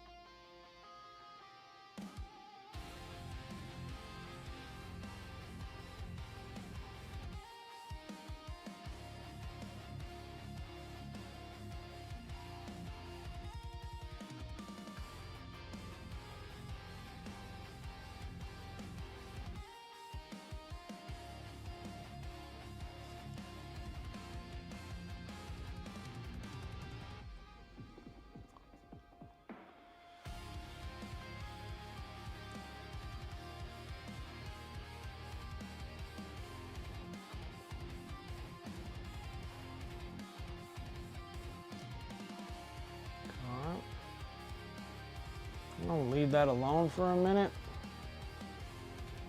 Start working on some of these ones. These ones are gonna be a little bit difficult, especially the ones that are under the cape, because a lot of this is trim.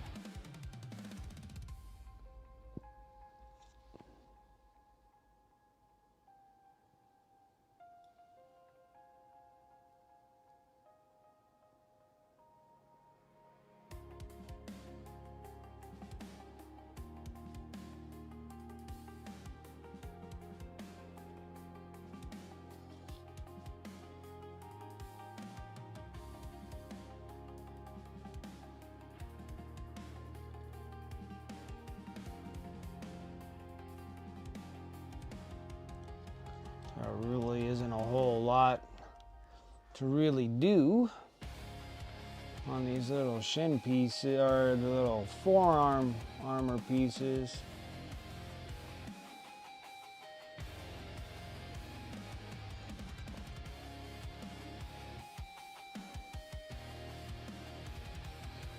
Probably should have went with a darker base on this, but it'll work for the time being.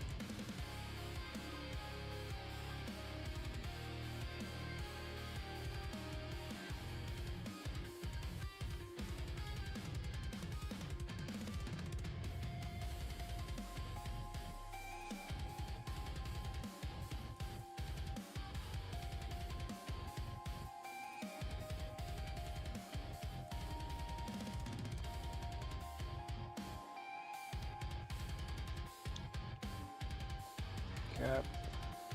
Finish up the hard part. Yeah. Pop this off the base because I really don't need it. Working on this shoulder pad here.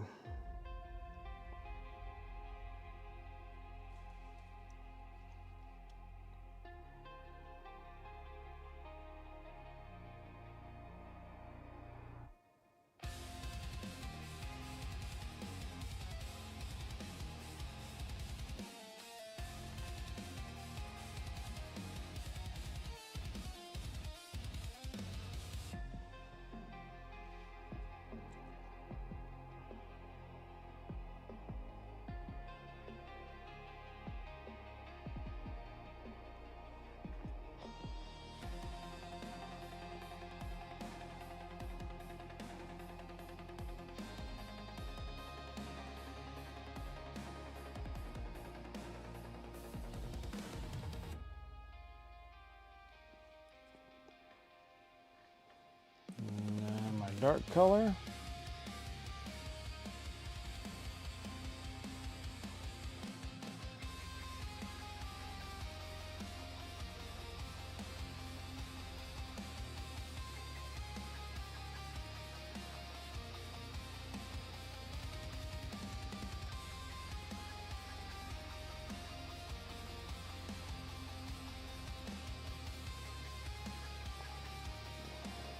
Shrink that up just a touch.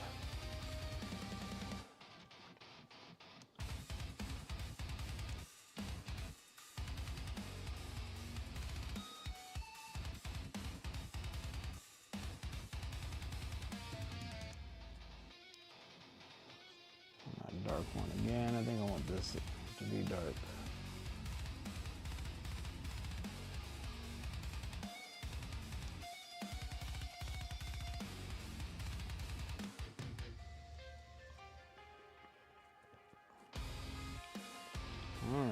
Now it's time to just have fun with glaze.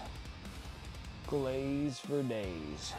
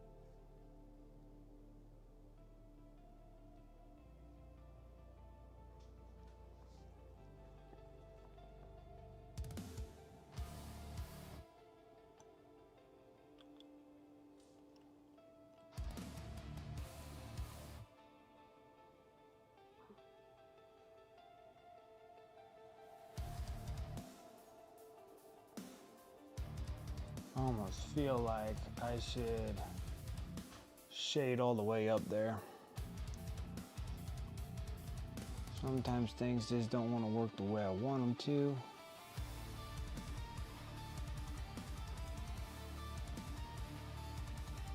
Go like that. And on the bright one.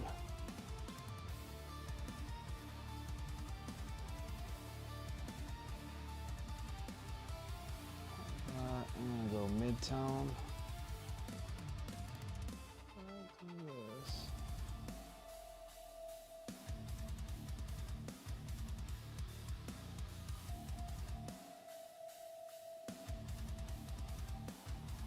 Maybe take up a bright one just a little bit more.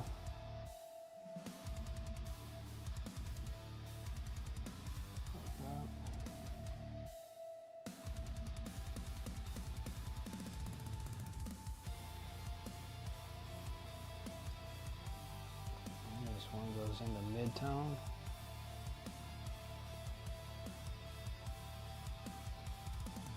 That. Make that a little easier on myself.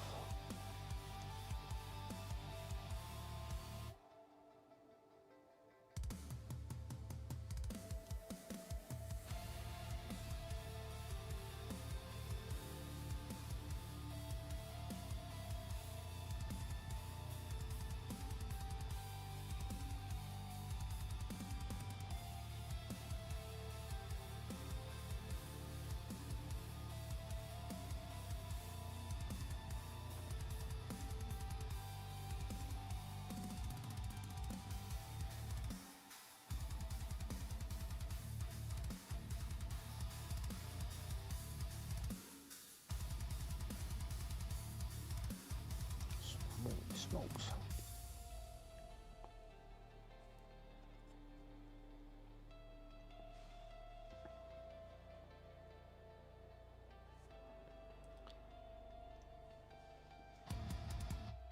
Glazing, glazing.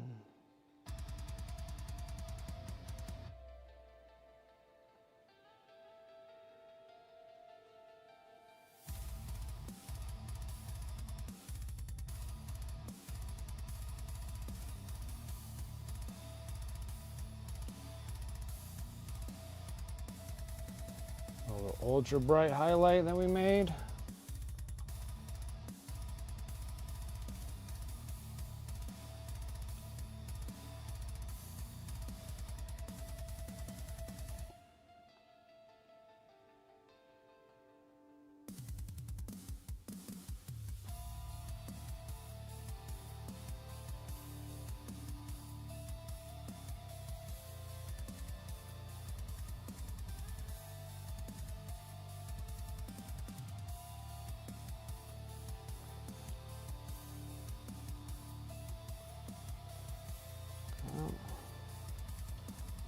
And it's all about fuzz and lines.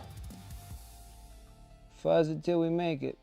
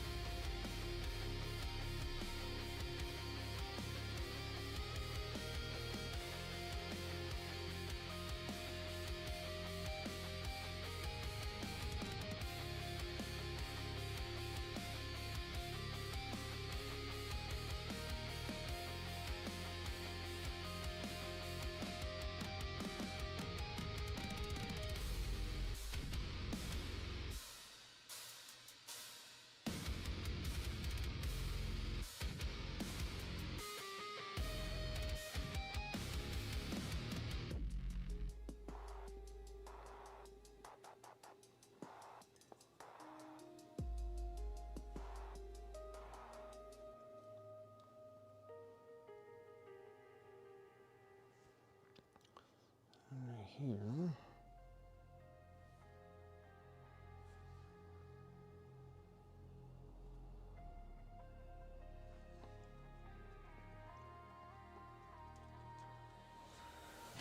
I feel like there needs to be a little bit more extra love.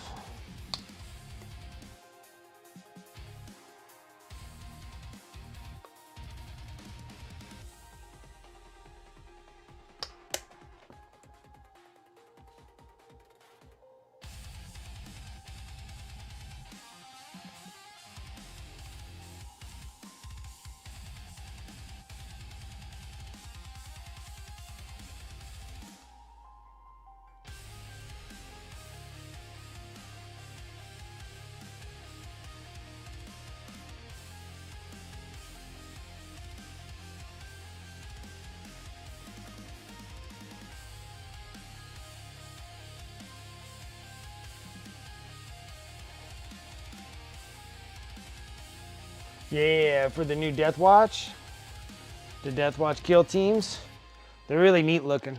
They're actually really cool models. It's nice that they got kind of like an update refresh on them.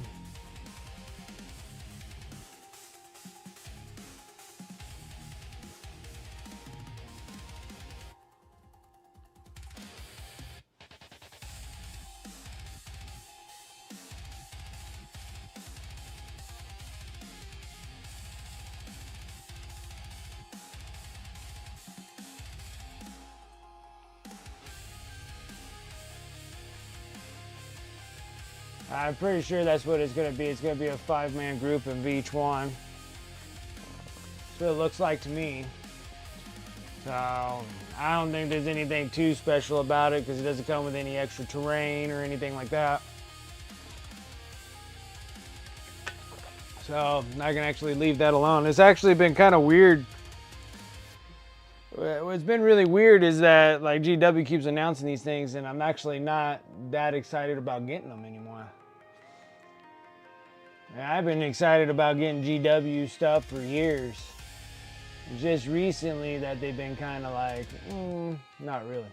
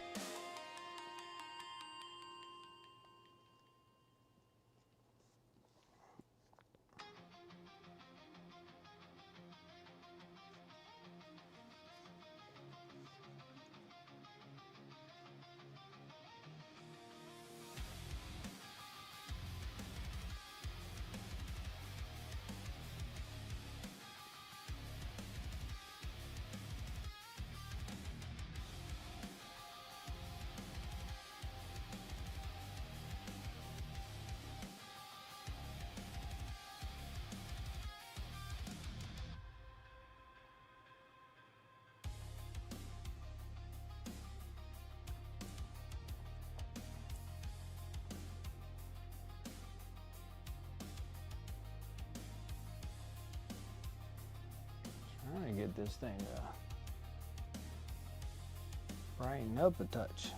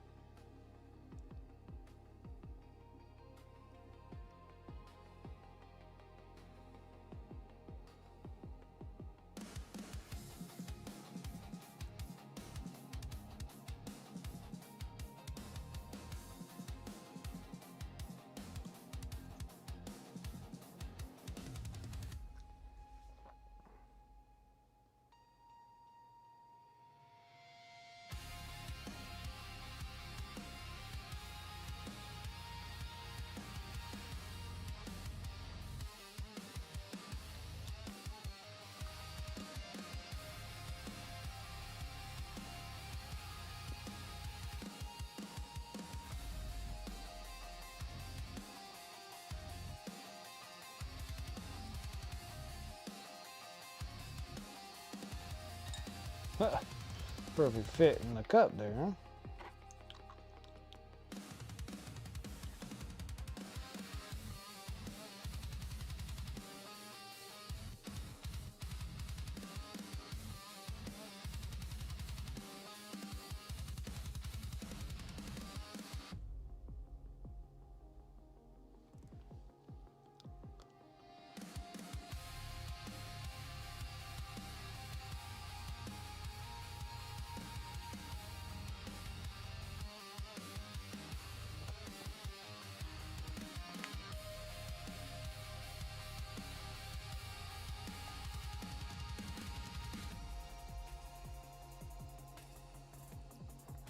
Okay.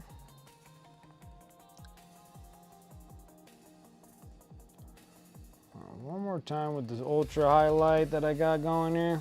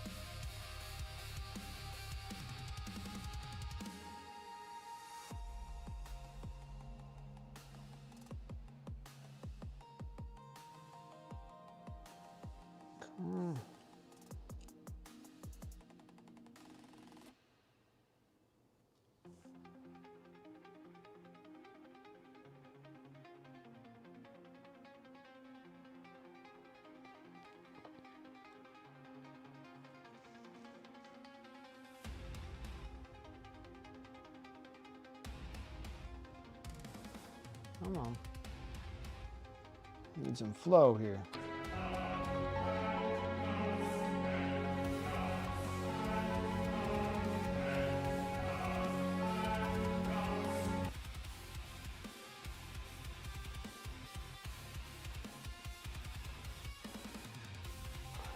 Time for you to bounce? All right. Yeah, my time is almost up anyways. But we did good. I got mostly all that purple armor done on her, so.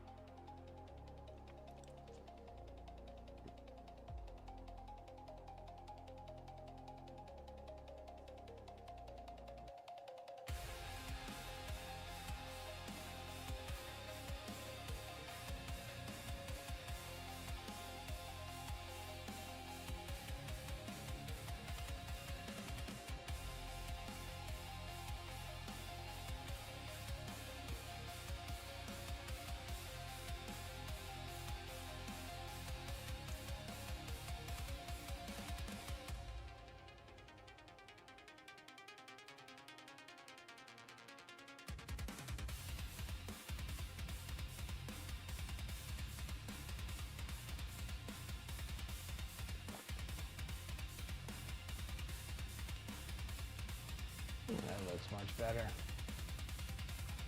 I let that, maybe let that sit there for a bit.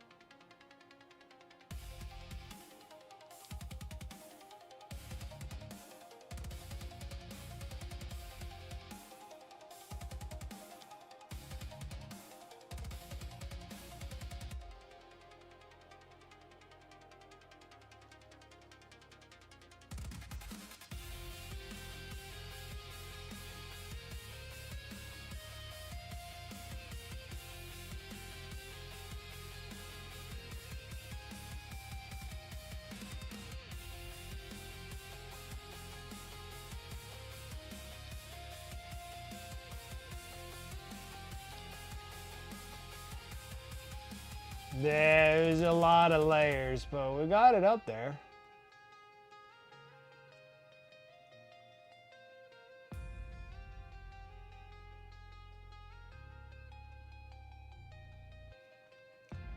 It's definitely a lot of layers.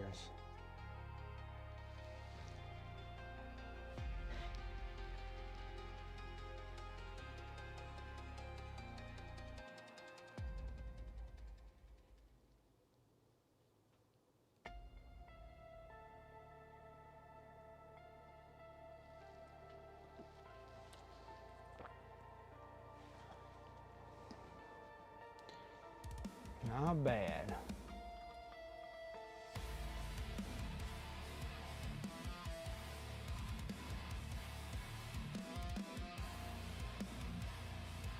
Now the rest of it hopefully won't be too horribly bad.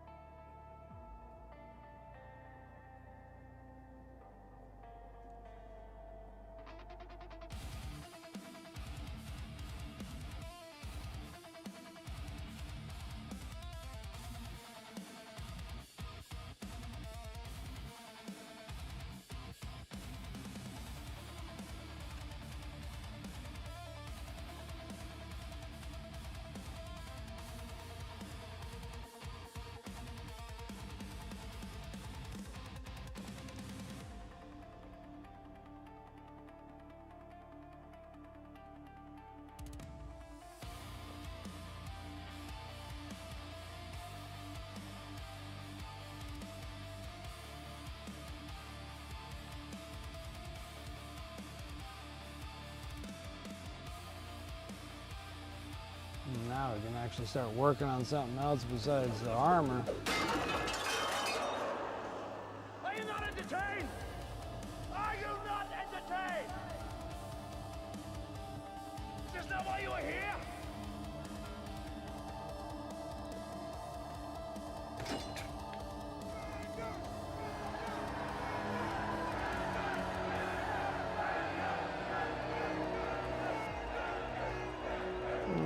Guys, well, that does a wrap up, which that was actually pretty good. So that was pretty solid all the way through. That was an astronomical amount of work. Not astronomical, but not bad. It's been a while since I actually used like purples and stuff like that, so that's not a half bad gig right there. She came out looking pretty nice.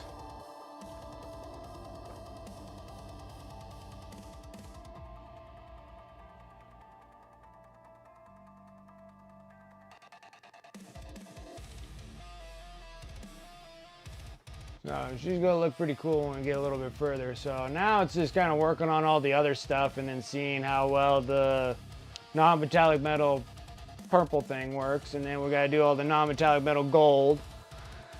And then the little silvers for the little shurikens and stuff. And then all the leather that she's gonna have. Which I'm assuming I'll probably do like a brown leather or whatnot. So that all works out really good. Leave it there and hopefully she don't break. All right, guys, let's close up shop. Let's get going. Not bad for a Sunday. Get this thing going. So we'll have this thing for the giveaway. I'm waiting for some stuff from Amazon so I can get a really, really thin brass so we can actually make draperies. Okay, so look, I want her to like pop through a window like she's like gonna stab you, you know. So it worked out pretty good.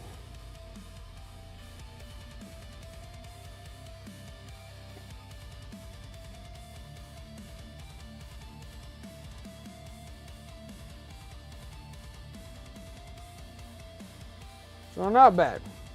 Not bad since it's been like forever doing non-metallic metal with purples. I haven't done that in forever. So anyways, guys, thank you for coming and hanging out with me tonight.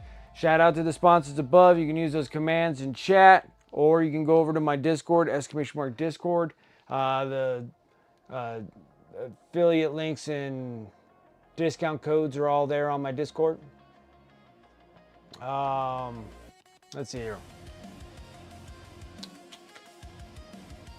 It's been a while. It's been a week off now. I don't know what the heck I do.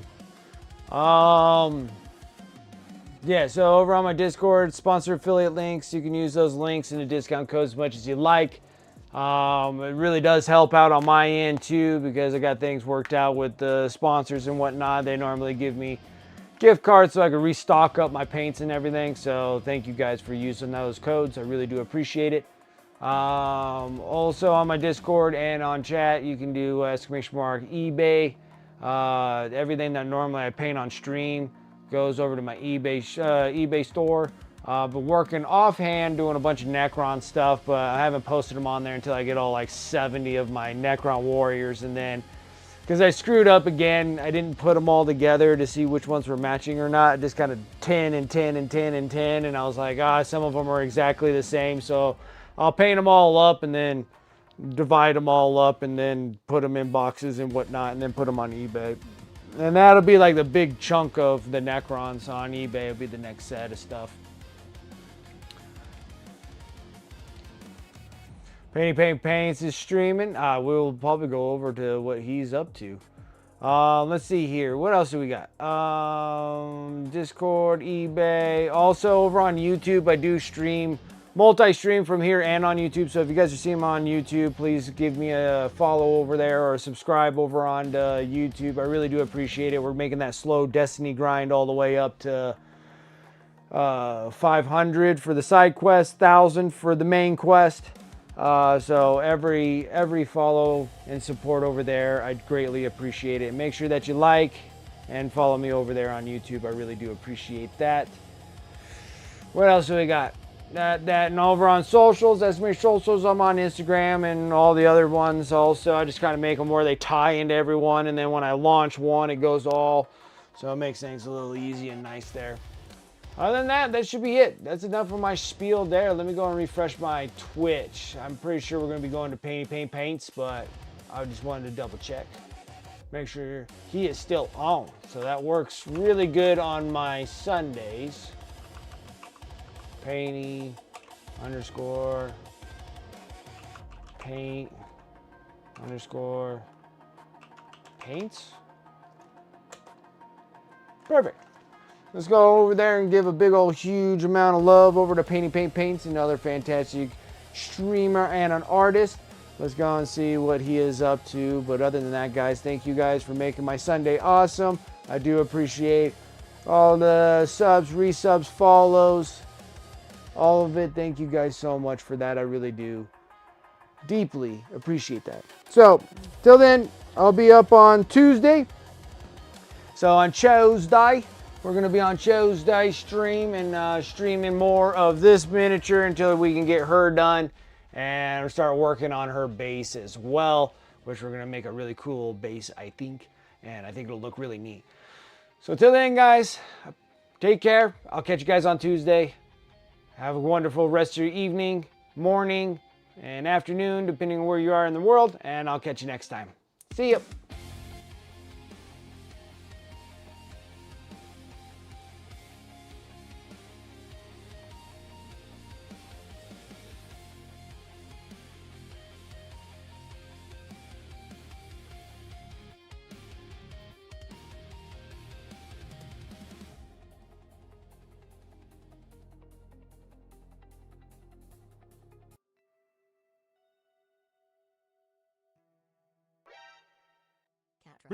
Wicked _ minis just showed up with 45 viewers. Hope they have treats. Wicked! Oh crap.